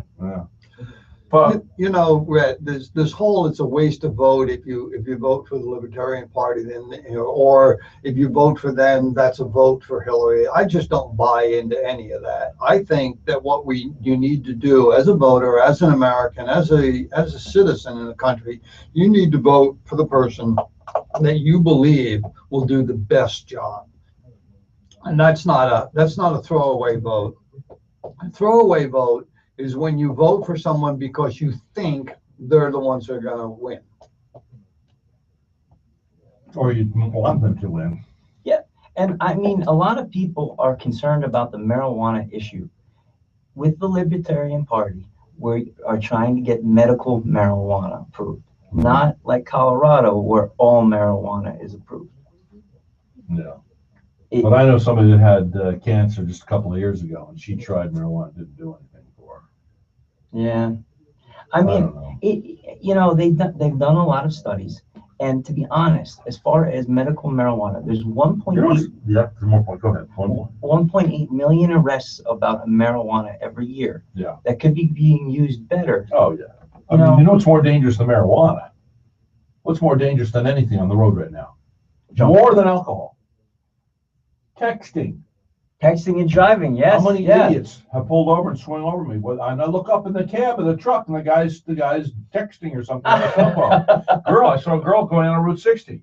She's flopping, wobbling back and forth. Finally, I caught up to her, went by her on her left, and she's there texting. I mean, there's an idiot somewhere in America that'll be killed today because he or she is texting. No, certainly texting is a problem. Certainly, you know, Major. Any kind of impaired driving is a problem. But if I could write the prescription for marijuana, what I would do is I would sunset all the laws that made it illegal. I wouldn't legalize it, but I would sunset the laws. What does that mean, sunset? Well, they end. The laws that made it, if you sunset it effective today, then all laws that made marijuana illegal would be over. And so it wouldn't be illegal anymore. No longer relevant. Yeah, and it's a technical difference, but I Well, think. Sometimes I wonder we should make all drugs legal. If people want to do that, let them do that, and then all the drug trafficking coming into America and everything would cease and desist. Yeah. The Boy, that Sinaloa would pick up a cartel. whole lot Yeah. of people. Yeah. Can you imagine? Well, there's some big money involved in drugs and some powerful people involved in drugs. And the public doesn't want to believe that, but Oh, yeah. Oh, there's stuff that goes on. We have no idea. Yeah. I asked Congressman Posey one time, I said, I know there's things you can't tell me. He says, oh, Rhett, you wouldn't believe what I can't tell you. I mean, Well, that was the problem they had with me when I was in office, because I believed that anything that I uncovered, anything that I knew, the public should know.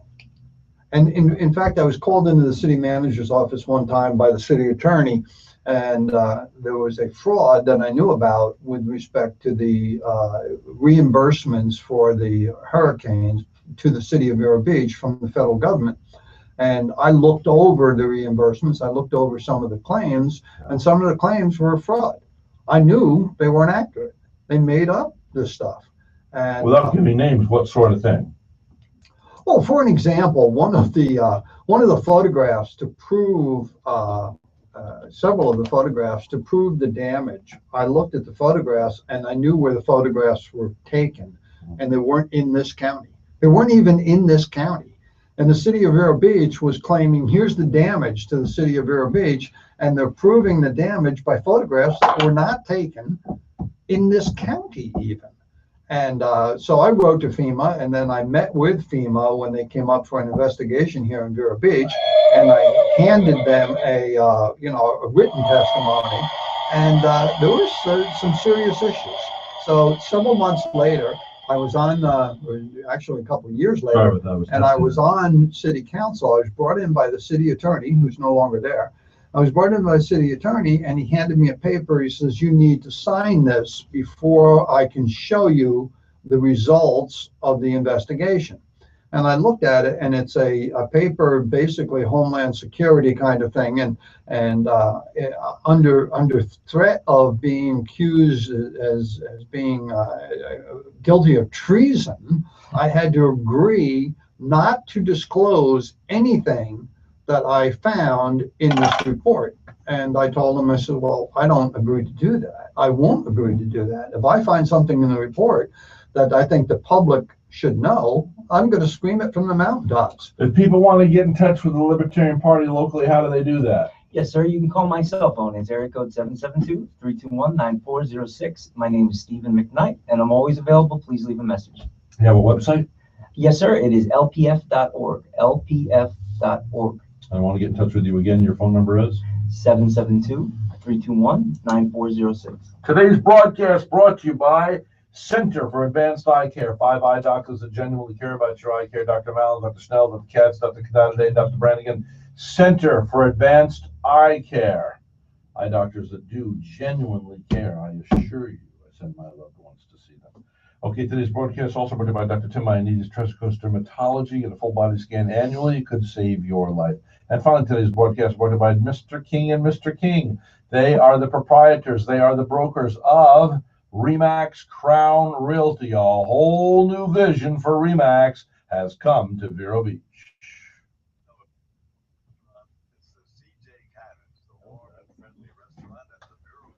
All right, that's it, gentlemen. So, Mr. Palmer, where is Cannon's new restaurant? Well, I'm not supposed to tell you that, am I? I don't know. Yeah. You're not supposed to tell me? No. Not till it goes through. Oh, okay. No, I didn't know. We're waiting for approval. For 321. technicalities. Steve, 321. 9406. Well, look who's here. Thank you. We didn't get a whole lot of stuff about the Libertarian Party in there. But I told him, I told him that Bob wouldn't agree to that. Yeah. You know? Well, it's funny. He went right after your credentials. That means that you got to him a little bit. Oh, I get under his skin terribly. Yeah. Yeah. I drive the man crazy. That's. But he won't sit down in a debate with me. That's not structured and controlled by somebody he trusts. You know? Yeah. But I've done things to him, like in a debate. I've done things like this. I said, okay, you've served 4 years on the county commission. Give me the number one most important accomplishment during your 4 years. And he just sat there and stared at me.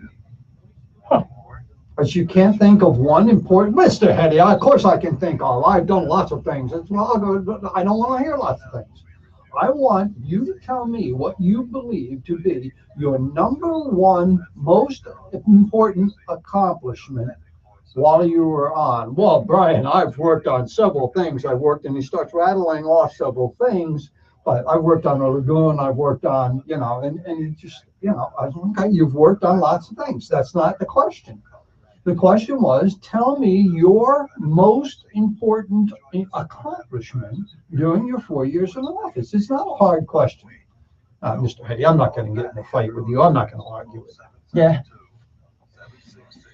I don't know. I mean, you can even tell, like when he was talking and called. Now, did he cold call or was that pre? No, he called him live. So he didn't expect the phone call? No. Yeah, you can tell right away. And he's sneaky. There's something sneaky absolutely. going on. He is. He's a secret squirrel. I don't know if Yeah. you ever, a secret Yeah. squirrel? Yeah, He yeah. seems like a secret Yeah, squirrel. he's a sneaky, conniving, and the thing that I don't like most about Bob is that he's a wealthy individual, multimillionaire, and I don't like wealthy people that look down on people that are less wealthy as being, riffraff or, your money doesn't impress me. And, generally speaking, money doesn't impress me. Yeah. But, I mean, granted, there's a whole lot of good things about money, no question about it. But I'm not impressed. That's all. I'm not impressed. But he did Thank you very much. exactly You're welcome. what I expected he would do, and that is refuse the opportunity. And that was the final thing that he said was, well, I think I'll pass on that. And that's exactly what I thought he was going to do. He was going to pass. I'm leaning towards being a libertarian. Really? Let's sign you up. Yeah. We'd love to. Let's sign you up. Absolutely, really. Yeah. Yeah. Because I was very impressed. They're not dynamic speakers. No, okay? they aren't. But they have substance. Yes. Mm-hmm. Yeah. Honesty. Yeah. Honesty. Mm-hmm. Yeah. They both are of substance. They both. I mean, neither one of these guys have both been governors of major states. I know it. Yeah.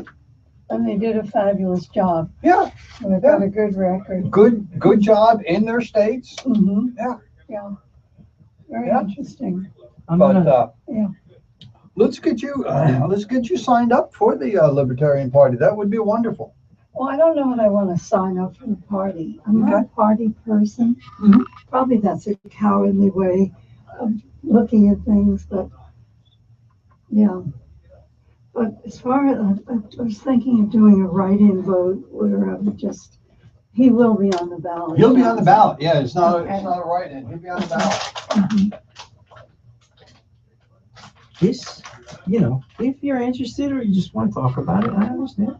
That's my cell phone number, and that's the Libertarian Party of Florida. Great. That's where you get more information. But, call, and this is my email. Are you located in Vero? I live here in Bureau, yes, ma'am. Okay. Mm-hmm. Yeah, I'm kind of, I know I don't want to vote for either one, Trump or Hillary. I don't blame you. I mean, Trump is just too strong, Mhm. and Hillary, bad timing. Especially with Bill Clinton and that whole Yeah. and then New York in general.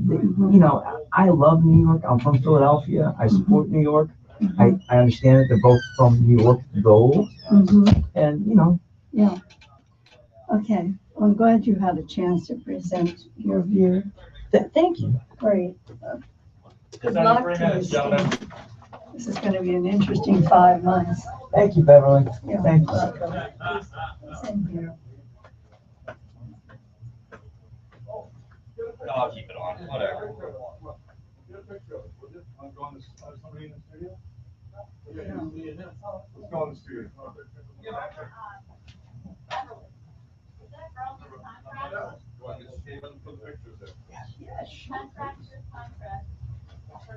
Good to see you, sir. Please come back again soon. Still make it a year. Bob Solari says I'll pass on that opportunity. The lighting is no, it's not, I can't use, just straight. I didn't let the women get these dim down, huh? Well, not good for my photos. Well, that's why we did it, because they said they wanted a dimmer in here for that. Oh, for your video. I like more of the sun coming in. I don't like that. No, dark into your room. And I can't, do a straight shot now. I have to use flash every time. It's too dark, I can tell right now. Yeah.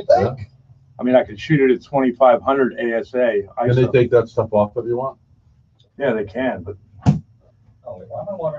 you didn't have to do it on the top. What are you gonna have someone 8 feet tall coming by looking in? You could have. It's not for looking in. Let's get the It's sun the out. police, so it could be dark enough for that we're on YouTube. I understand. Come on over here, Jess. Come on, Brian. You get between us here. Where am I getting? Wow. You want to get into? Yeah, sure. Thank Okay. you. How do you want me to fit? Right over there. Yeah, well, that's good. That's good. It may take a couple of pictures because I'm doing something new today. So, Yeah, what are you doing now? flash.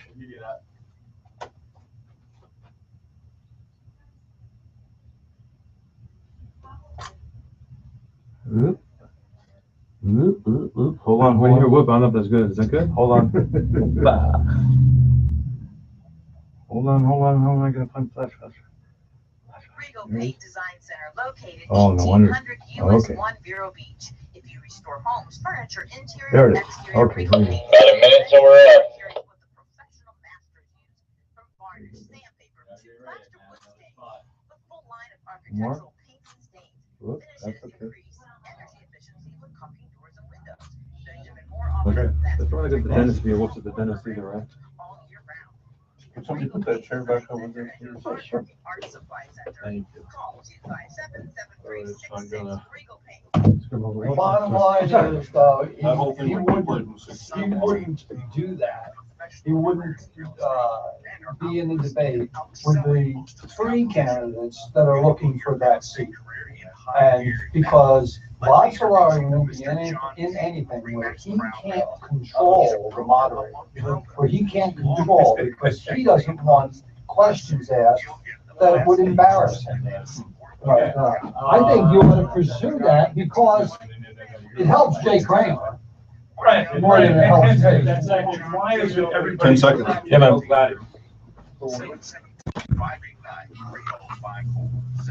Oh. Thank you. Yes, I get you all we need down. to have this back on in the back room. Remember we used to be on back there? So she could hear me. Could you ask Bev to make me a cup of coffee, please? Well, we gotta plug it when you do interviews back there, so I'll plug it back in. All right, thanks.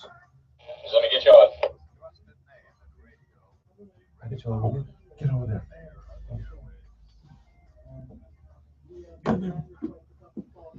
Yeah, Mr. Chris Gurney is in here this morning. How you doing, Chris? Good morning, Rhett. How are you? And here comes Beverly. Beverly, would you mind to make me a cup of coffee with cream and sugar, please? Oh, You want anything? light on the sugar. Light on the sugar. Light on the cream too. Actually, you know what? Better on this black for him. What do you think? All right, bring me a black coffee. That's a good idea. Bring me a black coffee. I enjoy it. Black or with the cream? Little light. Let's go. Whatever he said, just half of everything he said. How's that? Black. Sorry, I didn't mean to take over. I see you in your end, I want to be That's right. back. In black. So Chris Gurney is in here from, Originally? no, Oh, well, okay. Ocean Drive Elite Physiques. Ocean Drive, and Lordson from Long Island? From the Bronx. The The Bronx. excuse me. Big time Yankee fan. Long time Yankee fan. Yeah. Not too happy with them this year, but gotta be diehard. Gotta hang in there. Wow.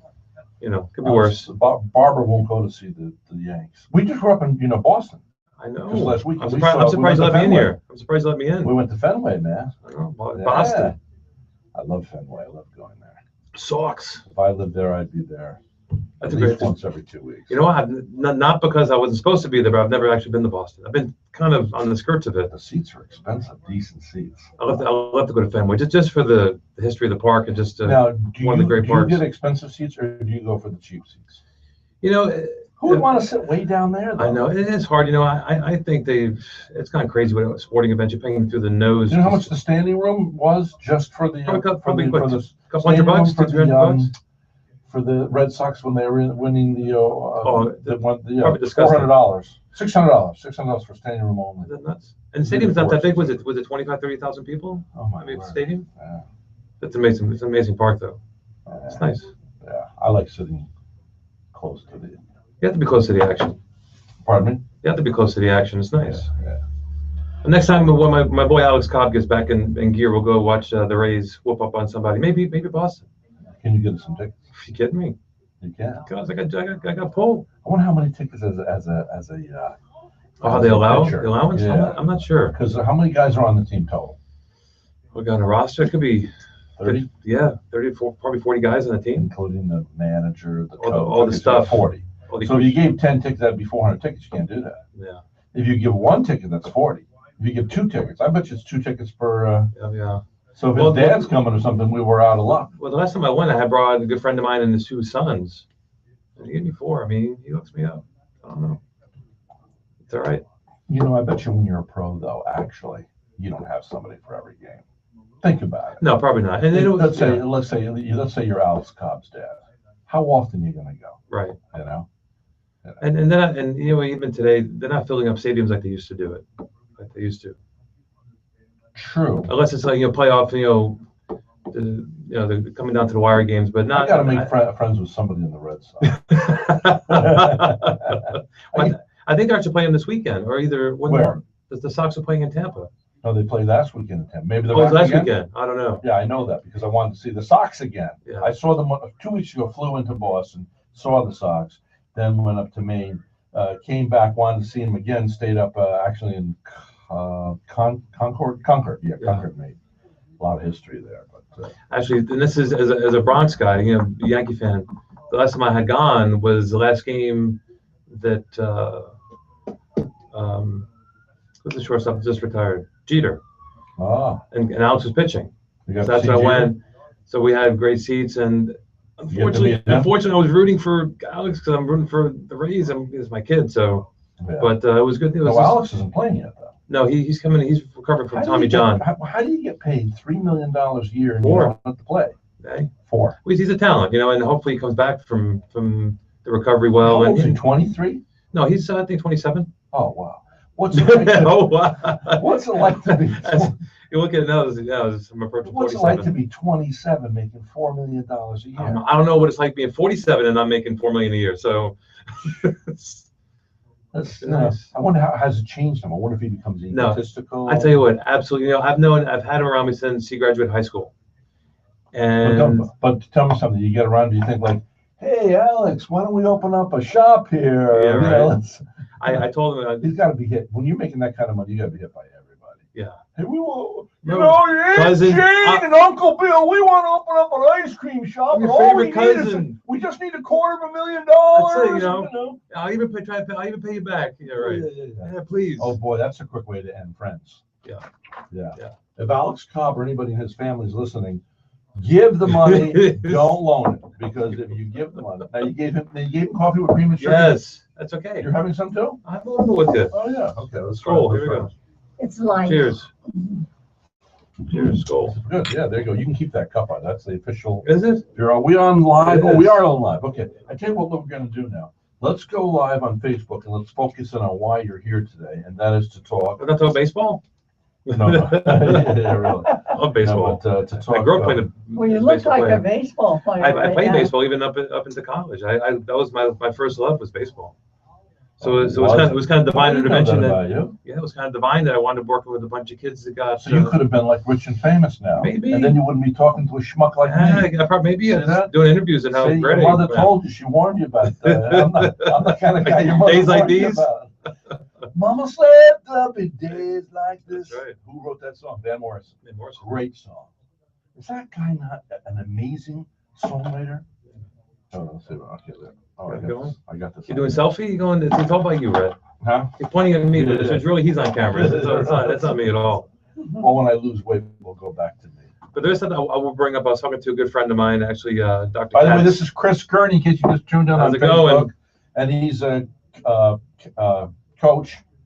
Name some of the famous people over there on the beach. No, we're not no. supposed to do that. We're supposed to drop names. No, not yet. There's some very famous. Anyhow, people I'll drop a local celebrity doctor. Rhett Palmer is Dr. Mallon's partner. Adam Katz was in. He trained with me, and so he brought up something. He goes, you know what drives me crazy? And Adam's done well. Adam was over 200 pounds at one point. Nothing given his details, and now he's a very svelte, lean, abdominal ripped. He is svelte. He's a good little Jewish boy now. Balancing on 170 pounds barely, and his wife better watch out. The women are calling. I mean, at 40 some odd years of age, he's got a six pack. He's never in his life had that. Yeah. He was a good Jewish boy from the island. He became a doctor. And he comes back.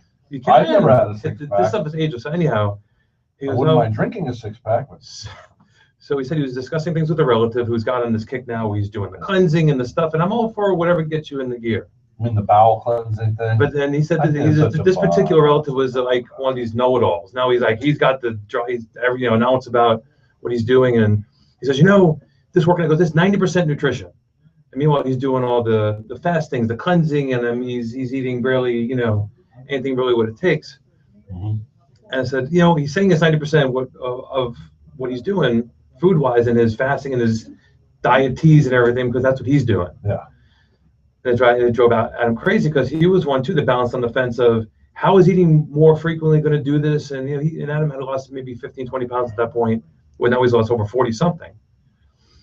And I tried to get him in the groove of you have to. Everything comes down to movement. Your body has to move. Yeah.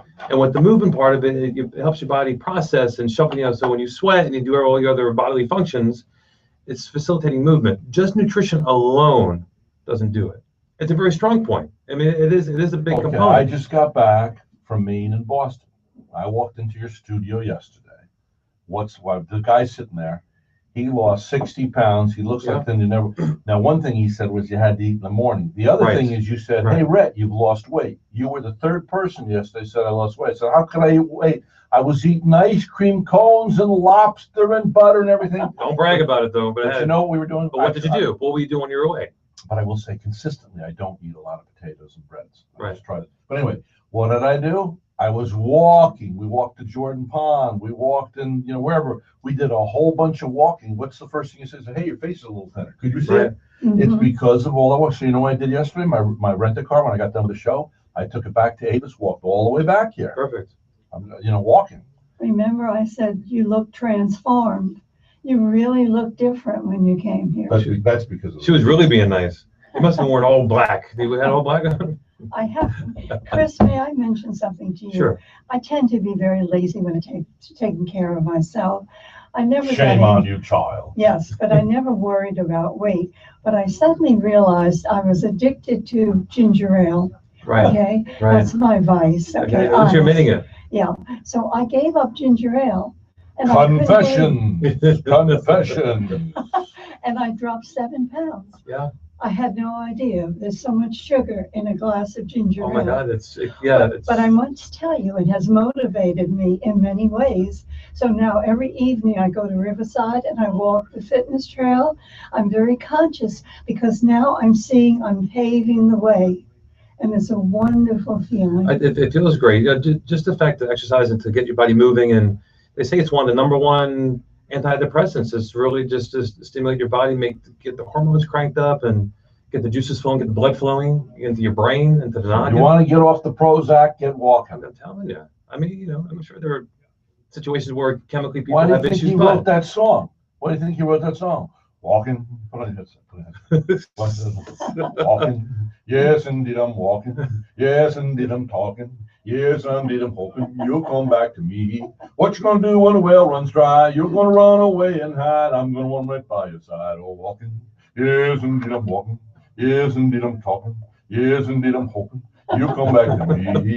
Now I know why that old black guy was writing those words, man. Because he's walking. You gotta walk. You gotta walk it off. You gotta do it. When you're feeling depressed, despondent, right? It's complete movement, and everything becomes a complement. And that's the number one thing you have to do is. It is facilitating movement. Your body, everything about your body floats. It's surviving. It's 80% water. Everything is moving through your system. And what's going to happen to you though? Like Jack LaLanne lived to be 96. He wanted to live to be 100. Right. Are you Italian? Yes, I am. I'm actually half Italian, half Ukrainian. Half it, I don't know what to do with the Ukrainian. I don't know either. I always lean on, I look mostly Italian, so I can lean on that. Fiba, hey, Yeah. comrade. No hammer and sickle here. No, no, Yeah, no, Go get the hammer and sickle and let's get the pasta. that's right. It's buried under the pasta. What are you doing cutting your pasta with a hammer and sickle? As you were saying, I'm as groping for something. I get older, it's, you're saying about Jack Lane, the parallel, yes. Yeah, What? I mean that guy, so now that you exercise though, Right. you know there was a famous billionaire in town here, and I'm sure he's not listening to this, so I can say it. Sure. He's lost weight, so I can talk about it too. I interviewed him. Who's the guy with AOL that made all the money, the Greek guy in town here? Well, that was Ted Leonsis. Leonsis, Okay. yeah. Ted Leonsis, I was told, used to be a wrestler when he was younger. Well, like the last time I saw him at a restaurant over on the beach, now this is not now, Yeah. this is like maybe 7 or 8 years ago, he was as big as a building. I mean, dangerously big. Now, I don't know how he lost all the weight. I don't know if he had surgery. Right, I don't right. know if he got a coach like you, but he's looking svelte again. So good. God bless you. I'm glad Yeah. he has. I know his mom and dad and other family members live in town. They might be listening. So tell Ted I said hi. And yes, I would like that $10 million loan. You know what he told me? He had to pay over here at Redgate with his credit card one Friday night because he couldn't afford to pay his employees. After he got, that was the beginning of AOL. And after he got done, he says he was, last time we spoke, I think he was worth over 500 million. They said he was a billion. The first time I met him, he was a billionaire, but then we had the crash in 2009. I think he lost a portion of it. He owns a team or something. Yeah, what kind of a mind does it take to make that kind of dough? Do you necessarily have to be brilliant? I think it's like anything. I think when you have a hyper focus on something where you chime in if it's on a necessity of some kind, or you're on the edge of something brilliant. I think I have an idea. Some people fall into it too. I've always thought that boxers have favor with God, excuse me.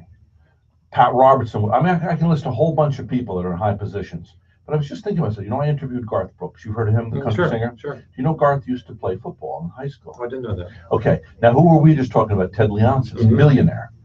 What did he used to do? I told you he used to be a wrestler. Right. You know, it would be a great book. Nobody's done it yet.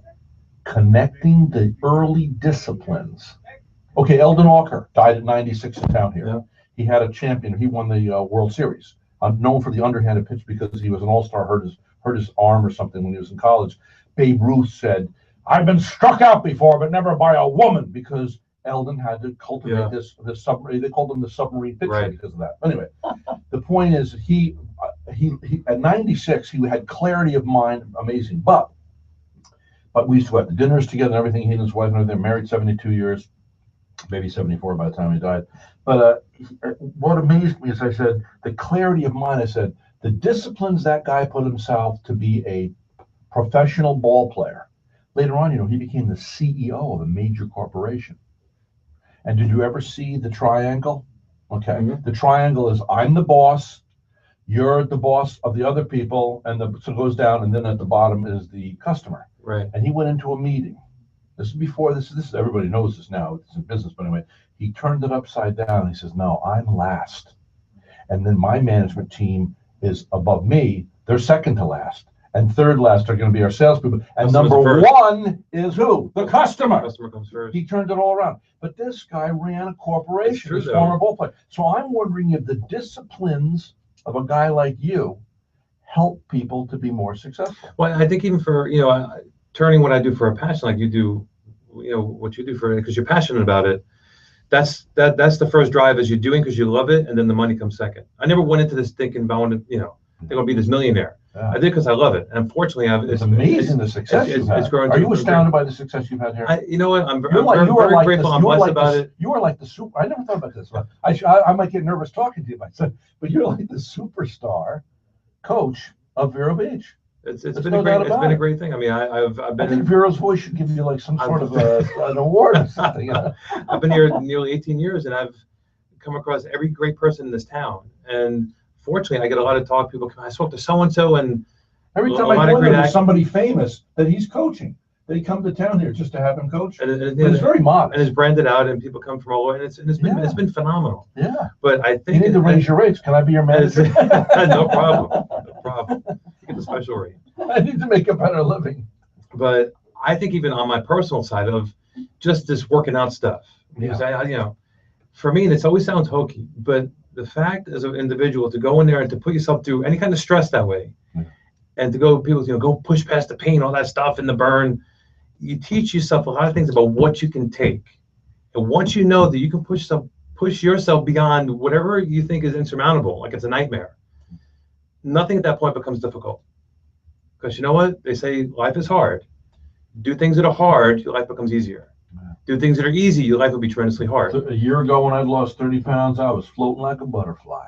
So and I'm going to be again. I'll tell you, here's what happened yesterday. I go to a meeting over here at the Presbyterian Church, an early business meeting, BNI, early in the morning. And I'm going on the Presbyterian Church right here in Royal Palm Point. And they have that new building in the back, and it's beautiful. Anyway, so I'm going up the stairs, and I realized I was sprinting up 3 steps at a time. I'm a tall guy, 6'2", but I'm jumping up, and I'm going, whoa, wait a second. And that was a result of my trip to Maine and Boston and all the walking. For a few days, I had really achy legs. Well, I built those muscles up again. So our bodies are pretty quick to respond if we're willing. Generally, whenever I get the desire to exercise, I sit down and wait till it passes. Even the initial year or so, I was kind of falling into working with people and training. I come across an article, and I always studying on just questions people may have about, how does it really benefit, and especially with older folks. I'm talking people. There was an article done, people above 80 plus, even between 80 to 90 almost. Who's bedridden, who's using walkers, canes, such, and so on and so forth. And the study was done like a 4 to 6 week, a generic study on resistance training. Light resistance, maybe light weights, machinery, that kind of thing. And the muscle hypertrophy, which is muscle growth, in the 4 to 6 week period was 240%. And these older people. 240%. And this was something I probably read 20 some odd years ago. Wow. And all really told you is, and there are doctors that even say, well, at a certain age, after 50, you can't grow muscle. Well, this kind of debunked that, because they basically said under any resistance training, the people that are in beds, that were bedridden, can now use a walker. The walkers, people who use walkers, could then use canes. The people who had a cane threw it away. So all it showed them, like you're saying, is your body can still create muscle at any age if you do. So if you're ever like what you're doing, your body will definitely become better upon physical. So, and it's basically the use it or lose it. Once you stop, you might as well just fold it up. Yes. Yeah. And I want to tell the story because I was always very lazy. And I thought, I'm too old now. I'm not going to be able to change. And it's very exciting. Oh, totally. And it's like looking at positive energy versus negative energy. Sitting there doing nothing, you become so negative, and you kind of brood that. When you do things positive, and that's what's coming off of you, and you're kind of energizing beyond yourself, you pull the positive too. So it's if you think of just energy sources, as like us in this room. Okay. The shining lights we are in this room. Beverly, I don't know, nor do I care or want to know how old she is, but I will tell you this. You came in here, we became friends, first of all, because she was persistent. She wrote a book, and it's a good book.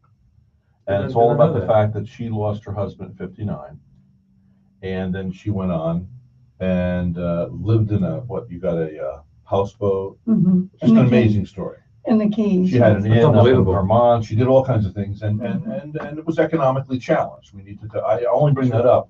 It's certainly not to embarrass you, but it's in your book. But it's because there's somebody else out there who's hurting financially, thinking they can't. She did it. And that's strength. I mean, that's it doesn't have to be always physical, but it's the mental. Like we just talked about these athletes and how you parlay that into say something that's different, like say business, and for yourself. You want to have a class for people that you like are like 75 plus. But the only thing is, because I was thinking, well, I wonder if you could help people out that are older that don't have a lot of dough, not just the rich in in this town. And then I was thinking, well, you only have so many hours a day. Well, you know what you could do? Well, you could have a thing maybe on a Saturday morning, or maybe it's a Tuesday morning, and you could say, I'm going to give up 1 hour a week as a donation to the community, and have older people be able to show up and offer them training or something. It's actually she needs at least an overseer right now. Wouldn't you like to have him as an overseer right now? Oh, wonderful. Because you just started to walk. You're walking every day over the park. I mean, because the doctors told her a couple of months ago that your sugar was high. Yeah. So you cut out sugar, and you love sugar, right? It shocked me. I never thought. I thought other people had those diseases, you know. No, it's So- universal. It's all, I think, once you kind of give into it. Well, we could set some program up for that, you know, or something where We it absolutely be could, you know. compensated by Medicare. You know, and Medicaid. I don't even, like what we just started now is because I've had some wonderful and people I've acquired that are becoming trainers and dietitians and all, and we're doing, I've never done boot camps before, that kind of genre. Is that what that is? Well, right on the beach, and Oh. it's a $20 per class. Can't do it in the summer though, you'll have heat stroke. But There's sometimes, an 84% chance you will not survive. no, I heat stroke. understand, but people come in, we either do, we make the call prior to the class, we announce it's going to be, because we're right next to the beach. Yeah. So maybe we do that. It could be in the AM. Right now we're doing PM classes, and it's indoors. Oh, But and it's for people that want to do more of a group training. But okay. that can absolutely be done. And I love working with people. Just the nature of helping is huge. That is right. And Now that's beyond Sparky me. says we're about out of time for What? today. It whizzes by. I need doesn't more. it? Can you Can we believe it? freeze? Can we freeze frame a little bit?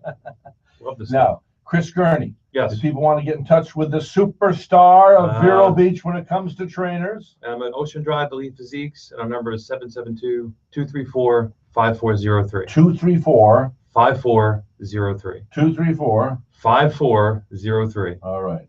So you call Chris and talk to him and get him to consult you. Thanks for coming in. Hey, pleasure always. Say hi to Dr. I Malin, will. because he was after me for years to come see you. And As well as he was telling me, you gotta get Rhett in here. I'm like, people have to, you have to be willing. by the way, you never pressed that button. The clock's not working, just so you know. So we have more Today's time broadcast then. brought to you by Route 60 Hyundai. Yeah, the clock's not on. You meant to put the clock, but the clock, you put it up there, but it's not on. Chris, you must have the most satisfying. You really want to do this? Yeah. Okay. Yeah, I set the clock off. That clock actually already went to 1:10, and you disregarded it, didn't go to break on time, so I had to leave commercials. You're kidding. No, I'm not kidding. Well, I did my you job. need to You be a didn't do your little job. tougher on the host. You need What do I to look like, lay Chris down Purdy? the law, boy. If I hit that window any harder, I'm going to break it. I And didn't then hear I'm going to jump through it and be like, go to break! Did you hear the window? Huh? I didn't have No. my headset on. I didn't hear you. No. We gotta have some kind of a buzzer. We're gonna have to do. Oh, I gotta take a break. What we do is I'll put a little sensor in the bottom of his seat that just shocks him. Just a couple volts, like I don't know, a cattle prod. No, put a collar, a shock collar, like a dog collar. You want to get a picture? I got one of those at the house. And you can hit it anytime you want. I don't know if it. Yeah. Okay, Oh. we'll have to work together. If you can get a little bit more of that neck down, I think the collar will fit him because it was a medium-sized dog. Did you do less sugar today? I did. Oh, we'll do that one. Oh, you know. Get that out. Stick in the underwear. I did. Oh, And you know what the Whoa! Well, maybe it was for a small dog, so maybe we can just get around a little. oh, small. Yeah, this around his wrist, maybe. I guess. Chris, maybe you Yes, can dear. tell these two guys, doesn't the brain after a while stop looking for sugar? Because these two put so much sugar into their coffee. I have to go now. Well, it's, I have to leave. yeah, it's It took me. Oh wait, no, I'm food. gonna, Food is a drug. It can become a drug. I'm gonna stick to my defensive. This guy can eat. He can eat concrete. He can do what he wants. It took me 3 days to not want sugar. Is that about right? Yeah. Well, that's actually pretty quick. It takes some people about a week sometimes to Really? just to get that wave, because it is insulin thing where you kind of triggering this and Yeah. it becomes this necessity and this to break that habit. So when celebrities come to you, you see them as people who course. need some help. Oh yeah. You don't take look some at them photos? as celebrities. No, You no, think no, of them no. as a You know, person. that- under the They're giant coming for a aircraft, reason, so I have to listen to what you have to hear them out. Mhm. Picture of It's the like giant it's just like talking to a woman. You have to make sure they're heard, aircraft. listen, understand, and then you kind of go on. You kind of just evaluate the face, who they are. Do you try